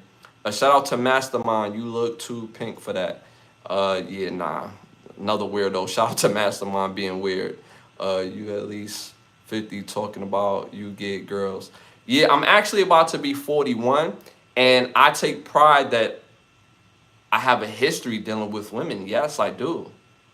Now, do I brag on it? No, I don't. But you're sitting here talking crazy to me. So for me not to say something about it, and then you're trying to say that I don't, is super weird. You're a weirdo on my podcast talking to me. How weird is that? You on my podcast. I'm not on yours. So the fact that you're saying that makes you super sus. My grandma's asking for your snap. Tell her to holler at me. I'm turning 41. I'm turning 41, yes. Tell her to holler at me. Weirdo, talking down to you. Yeah, just weirdos. Just weirdos. But appreciate you tapping in because you on my podcast. So thank you for the view. Thank you for the like, weirdo. All right, so moving on to our next one. Question. Do we live in the worst age of family connection? Do we live in the worst age of family connection? I say this because we've seen too much all the time. Ash, you have to school. You know what I'm saying, Paul? You know what I mean? But so do we live in the worst age of family connection? Again, the reason why I say that is because we've seen too much on social media. We're seeing this in everyday life where people are crashing out amongst their families, right? People are going non-contact. Now there's a thing called non-contact where people don't speak to their parents. They don't speak to their kids. They don't speak to their aunts, their uncles, their cousins, their brothers. And this is a thing not just in one particular family. This is an everyday thing. This is on a regular basis for most people. Most cultured families don't even have family reunions anymore. And for some of you who are confused, I don't say the word black. I don't view myself as black because I don't come from 3/5 of people, and I'm not 3/5 of a person. So I don't consider myself or the people that look like me black. We're much bigger and better than that. And as long as we refer to ourselves as black, we don't get the true power of our essence that we're owed from this country. So that's why I say culture instead of black, for those that this is your first time watching. But anyway, I'm noticing that the decline in family unity is no longer exists. So, and I will preface this. The relatives, you can't pick your relatives. You can't pick your relatives, right? Because that's blood. But you can pick your family. So most people that have some sort of support system, they call them family, but obviously they're not biological, right? Because there's been a disconnect with our original relatives for whatever reason that is. So are we living in the worst era of family connection? Because it just seemed not to. We just don't have family connection anymore. Like, we're too comfortable with not speaking to our relatives. Where, I ain't gonna lie, when I was growing up, my mom, we always had access to my cousins, and obviously I grew up with my older brother. Y'all see him in this picture right here. Rest in peace to my brother Miles. He passed away a while ago, but at the end of the day, it's not just me, but other people are not connected to their families anymore, or connected to their relatives anymore. And for me losing my whole household, right? I kind of felt displaced because my whole household is gone. The household I grew up to, my mom, my dad, my brother, right? The only person that was left from that original household is myself and obviously my daughter, right? But at the end of the day, it's like, in order for me to move forward, How can I move forward if I don't have connection with my past and don't have connection with my true essence of my relatives? And yeah, I do have other relatives around, but all through my upbringing, right, it's always been kind of weird. You know what I mean? Especially when other children have different moms or different dads. You see what I'm saying? So at the end of the day, like, connections would be weird. In my cases, people had different mothers. Me and my oldest brother, we shared the same mother. So we had, it's the same mother, same father. So we have the same, we lived in the same household. So we had the same struggle. We had the same, you know, like, that's big brother. I'm little brother. He was big brother. So that connection was different, right? So when you lose that, I don't know for anybody that lost a sibling before, but it's really tough and it sticks with you for a lifetime. And it makes it harder to connect with somebody, but it make it easier for you wanting to connect with somebody because you realize the value of that person's presence no longer being here. But it's really a thing now where people are going non-contact, and people have this idea, well, why would somebody go non-contact from their family? That family member had to be bad to them and da da da da. In some cases, that's absolutely true. Some families was so terrible to a person, the person is like, yo, I don't, if this is family, then I don't need, like, I don't even need enemies. Like, this is wild, this is bizarre. So at the end of the day, when you look at a situation like that, it's easy for you to, like, to kind of tap out, but the yearning for having that connection is still everything. And I noticed that family, the voice of family, the feeling of family is no longer the same. When I tell people, like, yo, this is my brother, it don't be nobody biological, because my biological brother is gone. So at the end of the day, it's like, yo, we got to figure out our own family structure for us to move forward. Because if we don't have a sense of community, how can you move forward without one? Like, when I was younger, like, you would hear adults move all the time, right? And I would hear adults, oh, and again, I grew up in Brooklyn. So when I hear adults moving to Florida, moving to Atlanta, moving to California, I had cousins that in California as well. And I'm like, damn, yo, they going to this place. Yo, I know it's going to be exciting, right? But for them, it wasn't, because they feel displaced. They got to make new friends. They got to find a new sense of community. Well, I grew up in Brooklyn, like, everybody kind of knew each other. Everybody knew who the hardheads was. Everybody knew who was the athletes. Everybody knew who, the fighters, who the fighters in the on the block, and who do that. Like, so there was a sense of community. I was looking at an old picture the other day of my mom and and the women surrounding her was women that helped protect me growing up. In a sense, what I mean by protection is, like, when you're a little kid and you outside and you just having fun, they just keeping a watchful eye on things. Because when they say it takes a village to raise a child, it do. Like, being a parent is hard work. It's the hardest thing you ever do in your life. But you cannot be there for your kids 24 hours. You have to be there for yourself, and you have to be other things to other people. So you enlist people to just look out. So the picture that I seen was a woman that became my aunt, and another two women that basically became my aunts with my mom. And that picture was so powerful because it's like, damn, like, when I was younger, there was really a sense of connection. So my thing to y'all is like, yo, what happened to the family structure? What happened to the family structure? Why is it not important anymore? It just seemed like everybody is, and they said it in the chat, it seemed like everybody's out here for self. So I'm gonna go through some of the chat just to include y'all in on the convo. Let me go back up a little bit. Shout out to Critical Rick. Don't take my girl, bro. You stupid. Taking you down. Haha, Ash, you gotta tell him. Okay, so I went up too high. It's not podcast. It's a YouTube live, 17 views. Okay, shout out to you. Yes, smart devices got everyone staring into Black Mirror. Yeah, that's the worst. We are all humans, G. That's a fact. True. You only end up close. Struggle. Blood in, blood out. Da, da, da. It's only 17 people. The fact that he's saying it's only 17 people, you a complete joke. To discredit the people that's here in the chat is crazy.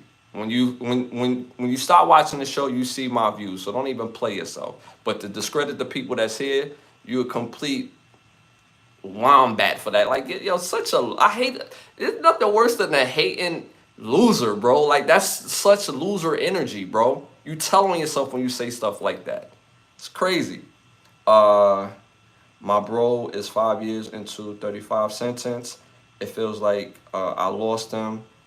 We both are in our mid 60s when I get to see him again in the world. That's Critical Rick. I feel your pain, bro. I feel your pain. I really do, in all sincerity. But people don't realize when a sibling goes to jail or when a family member goes to jail, it's like you go there with them. You know what I'm saying? Like it's wild. Shout out to Yogurt in the building, yo. They're going to arrest Elon Musk. Okay. Blue Butterflies. I produce the 80s. I'm 57. I'm a product of the 80s. I'm 57. And I got into contact with the old classmate. We talked about the same thing, how things were different back then. It was about community. Yes. Zab Nasty, hey Ash, Lovechild, how you doing, brother? I'm doing real good. I'm doing excellent. Appreciate you tapping in, my brother. Appreciate you. Hit them likes, hit them 100s. Appreciate you immensely for tapping in. I agree with what y'all saying in the chat. Absolutely, it really used to be about that family essence, and people don't realize the power of someone's presence until they're gone. And it really messes you up because it's like in this world, you can't live in this world alone. You can't live in this world alone. Like the weirdest thing that I seen somebody on social media, I remember when Michael Jackson died. I remember when he passed away. And this was the time when social media was a really unsafe place. Like people was trolling 24/7, right? And I remember this comment like yesterday. It said, people on here crying like they actually knew him. And I'm like, yo, when you connect with somebody, that goes past knowing them. Like that's like that's like saying we all have some sort of mentors or people that we look up to as a measuring stick because we see ourselves in that person or we see their greatness or based on what they do affects us because like their purpose is through God, but it's touching you. You know what I mean? So it's like, that's one of the most idiotic things that I've seen somebody comment on, which was crazy. So, at the end of the day, it's like, we need sense of family. Wherever we could get it, use it and grasp on it and hold on to it tight. Like, because we just never know. We just never know. And it's really sad that the people that we come from, our blood, that we really not in each other's life. It's really sad. But in some cases, you do have to keep away from them because these are the same toxic ass people that was a part of your upbringing. These are the same toxic ass people. If they seen you today, their mind hasn't changed. It's like having a friend of me. Like that's like a term that we use in New York, friend of me, where it's like you're friends and enemies at the same time. It's like anytime something great happens to you and you like, yo, guess what happened to me? And you got that smile on your face, they don't want to hear it. But if you come down like, yo, bro, like you ain't gonna believe what happened. Yo, what happened? They so happy for whatever negative that you're going through. That's what we refer to as frenemies. So you have to be careful the people that you give your energy to because that's what it really feel like for real. Gotta be careful. It's really nasty work out here. And I'm glad that there's spaces where people could communicate and like build our own sense of community because without that, we go unseen. So that's another reason why that's important. Shout out to Patrick in the building. Appreciate you tapping in, man. I felt like that. When Kobe died, I felt like a part of my childhood was taken away and was gone now. And I was in high school the same time Kobe came up. As a sports fan, that hurt. That is a fact. You know, the Kobe death hit me differently. I was extremely sad, but I was extremely grateful. And the reason why, on that same day, on the same day, I'm on my way to the NFL Pro Bowl, going to the game, and I have my daughter with me. And we're about to have a good time. You know what I mean? We having a good time already, but we on our way to the game. And I get a text from one of my boys, yo, Kobe died. And my text back was, Kobe who? No one I know is only one Kobe in the world. Kobe who? I know you talking about Kobe Bean, not Bean. And he like, yeah, bro. So now when we get to the game, they announced it to the whole, to everybody that's at the Pro Bowl. And the look of sadness on it, like it went from like, yo, it's the Pro Bowl, it's lit, it's in Orlando, like it's packed, it's it's a time, and people was just like, damn.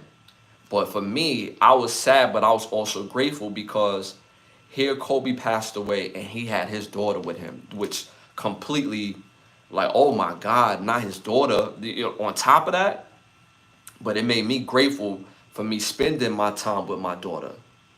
You know what I mean? And at that time, I think my daughter was like 15, 16. So that made me like we really like enjoyed that moment, and it made me grateful for that moment because anything can happen at any time.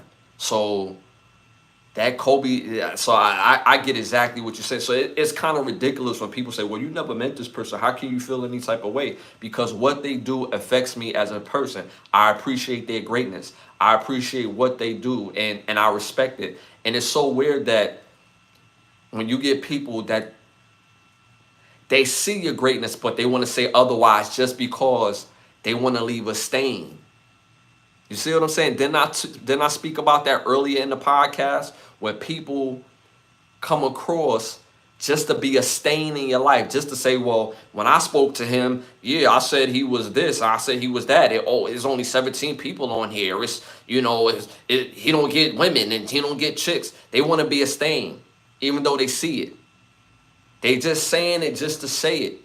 They trolling just to troll. Instead of realizing you could be a longer lasting memory if you brought in positivity and you brought in realness. See what I'm saying? And I just spoke about that earlier in the pod about people wanting to be a stain in your life, whether it's man or woman, and learning how to recognize it, and learning how to call on it, and then learning how to just get rid of it. Just get rid of it. So I feel you on that. Like, we need more family connection. Will we see that in this era? I don't know. But everything that we watch, whether it's social media, whether it's on TV or the internet, it doesn't show family bonding, family getting together. It doesn't show any of that. I got a text from one of my family members about a family reunion, and that, if I'm going to go, I need to pay my $70 fees or whatever. And mind you, the person that sent me the message, I love them and I mess with them. They were one of my favorite family members. But I didn't respond mainly because I knew I wasn't going to be able to go. Not because of the money or whatever the case may be. It's more so like I don't have the time to go. I don't even make the time to go, and that's bad on my part. That I'm not making time for my own family that do want to see me. And I want to see them. Some family members I could care less to see. But them in particular, I do want to see them. You know what I mean? But having the time to do that, I'm prioritizing, everything else in front of them, knowing that I need a sense of community. So, and it doesn't help that they live, far away. It doesn't help that either. So, all right, y'all, moving on to our next segment, our Keep the Lie Alive segment. My Keep the Lie Alive for this episode, and damn, we just kind of like hit on it a little bit. Is there a perfect time to die? We just talked about Kobe. Is there a perfect time to die? Uh, when when people really mess with you, like, your death matters. When people don't really, like, I don't want to say care, like, but they not really checking in like that. They don't care. It's like everyday protocol, and you could fall from grace. You could be somebody that was super famous one day and then completely fall off the next day. So it's a crazy thing where it makes you wonder, is there a perfect time to die? And I ask this question mainly because there needs to be a resurgence for the Gary Coleman case. For those who are not familiar with Gary Coleman was a childhood actor, very famous, uh, one of the most richest entertainers that we had at that particular time when the show was out. This was, I would say, a Different Strokes uh, was on maybe about 6 seasons. So back then, 6 seasons was almost like damn near a decade. It took them a long time to do 6 seasons. It's not like how we get 10 episodes a season. It wasn't. It's not like that. Like back then, it was like 30 episodes for one season. So they did 6 seasons worth of work. And the reason why his case needs to be reopened, at the time when his show was on, he was making 100,000 per show, which is a lot of money. He was a childhood actor. He was supposed to have about 200 million when when he had access to his trust, and there was only 20,000 there. I'm sorry, yeah. So right, so I'm sorry, it was supposed to be 18 million, and it was only 200,000 in his trust by the time he had access to it at the age of 17. And come to find out that his adoptive parents and management was taking 80 to 90% of his money all up until that point. Later on, he was able to be rewarded 1.3 million, but when you award it and what's actually given is two different things. But the reason why his case should be reopened, most people didn't know that he passed away in 2010. Again, very famous guy, very famous guy. When he passed away, it was very strange on how he passed. So his ex-wife, Shannon Price, was cleared of any wrongdoing by detectives at that time on his case. It was deemed accidental. He was going from upstairs to downstairs, and somehow he fell, and he lost a lot of blood, and he ended up passing away. Right. That's was basically the schematic of how he passed away. But in a recent video of his ex-wife Shannon Price, she did a lie detector test voluntarily, might I add, mainly because she wanted to put to rest of the people saying that, yo, she had something to do with his murder because it was very strange. So she took the lie detector test. It was inconclusive on two of the questions, but the main question that she failed was, they asked her if she was the reason, the physical reason causing his accident. And she failed. She said she wasn't, and it turned out she was lying. And that was the question. Did you physically cause Gary Coleman's fall? That was the question. Did you physically cause Gary Coleman's fall? And she said no, and she failed with deception. So based on that premise alone of somebody volunteering to take a lie detector test, their case needs to be reopened. Now, some people say, well, lie detector tests, people could, cheat, people could pass and people could fail. It can be a false negative, false positive. It could go either way. Again, nobody asked her to do it. She did it voluntarily. And this happened just a couple days ago. And mind you, he passed away in 2010. She was already cleared. We're in 2025. She was already cleared. So the fact that he fell from grace and wasn't as famous as he once was when he passed away in 2010, it kind of went unnoticed. Now that we're in 2025, and of course the use of social media and things of that nature kicks up these things, and now she felt like she needed to take a test. She did, and now she failed. So based on that premise alone, I think that they should relook into the case and really, do their due diligence on the physical evidence. And because if she failed on this, then she had to be somewhat culpable. If she didn't push him, she didn't argue, something happened. Something happened, and it should be uncovered. It should be uncovered. So that's why I asked the question, is there a perfect time to die? Because again, if he would have passed away at the height of his, celebrity, everybody would have had questions. This one, it wouldn't have been 15 years later. It wouldn't have been 15 years later. And then when he passed away, nobody believed it. And I believe it really came up because they just released an unauthorized version of the Different Strokes movie, where they did the background and on scene, on and off camera, on what happened on set, off set of the of the show that Gary Coleman was a part of. And the only reason why it's unauthorized because the studio went and signed off of it. But Gary Coleman and Todd Bridges, who was 2 out of the 3 main characters of that show, they was in the movie, so they authorized it. So and that kicked up some more of the interest. So I think there should be a case reopened. But is there a perfect time to die? And I think there is. Sometimes you can live long enough to see yourself to become the hero. I mean, to become the villain, or die, soon enough to be the hero. I know I'm getting that quote all messed up from Batman, but there's something to be said regarding that. So, is there a perfect time to die? There is, and it is to other people, because when people don't care, it's gonna go unnoticed. So, that's what I believe in this regard. So I hope that the case does get reopened. And it's unfortunate all through his life what was going on.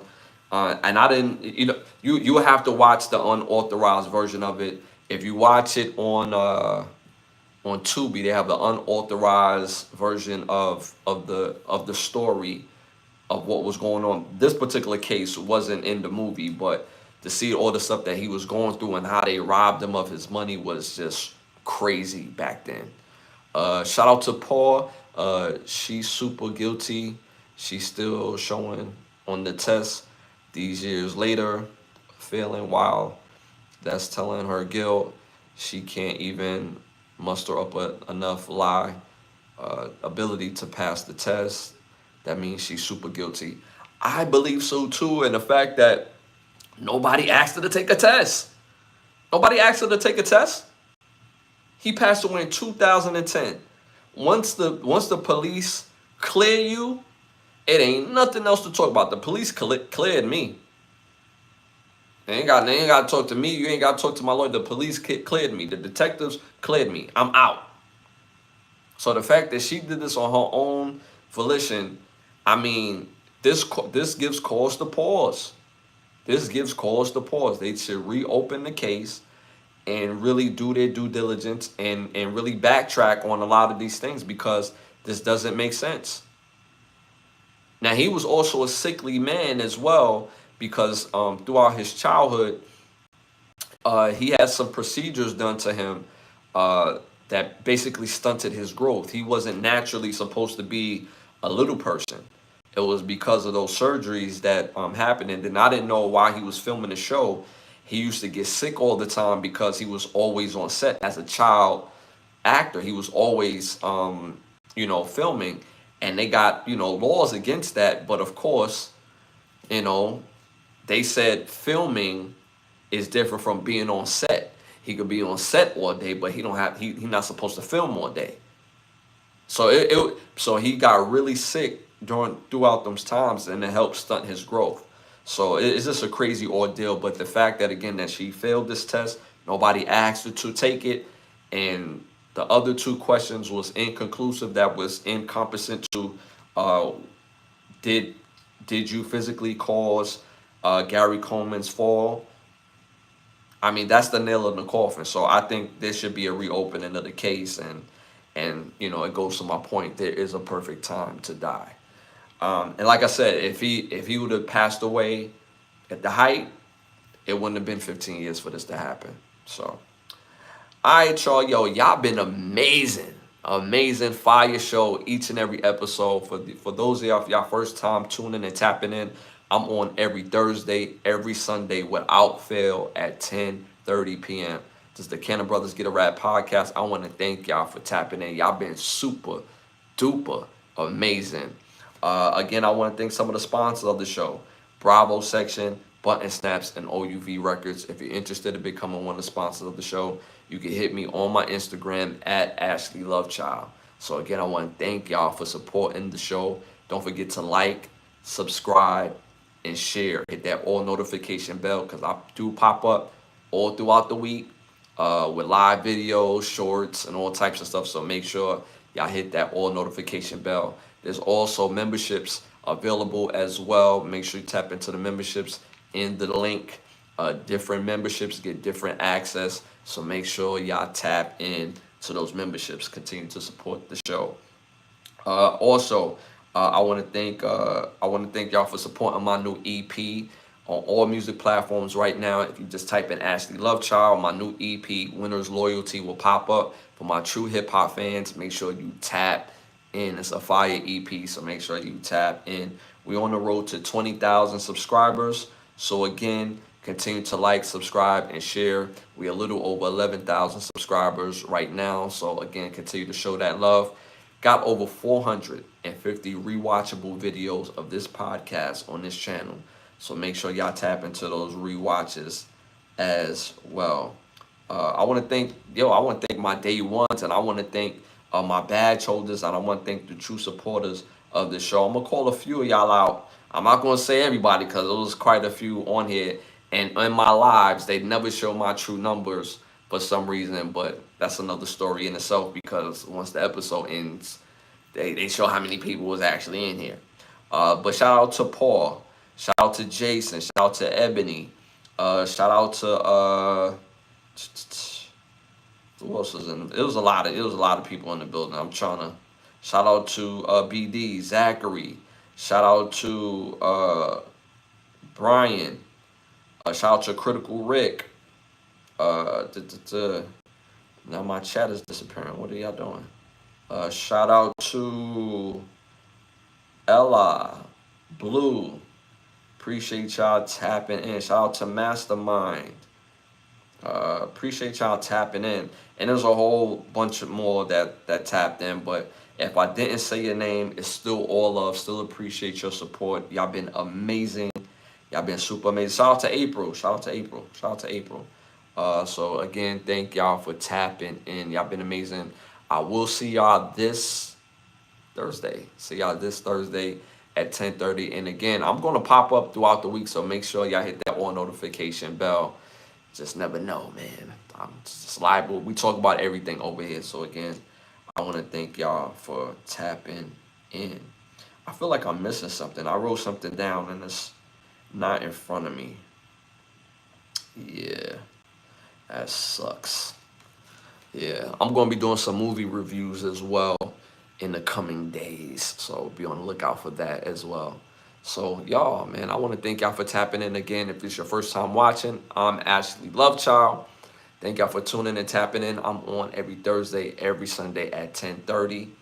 And y'all already know, man, it's love. And I'll see y'all next time, this Thursday at 10:30. We out.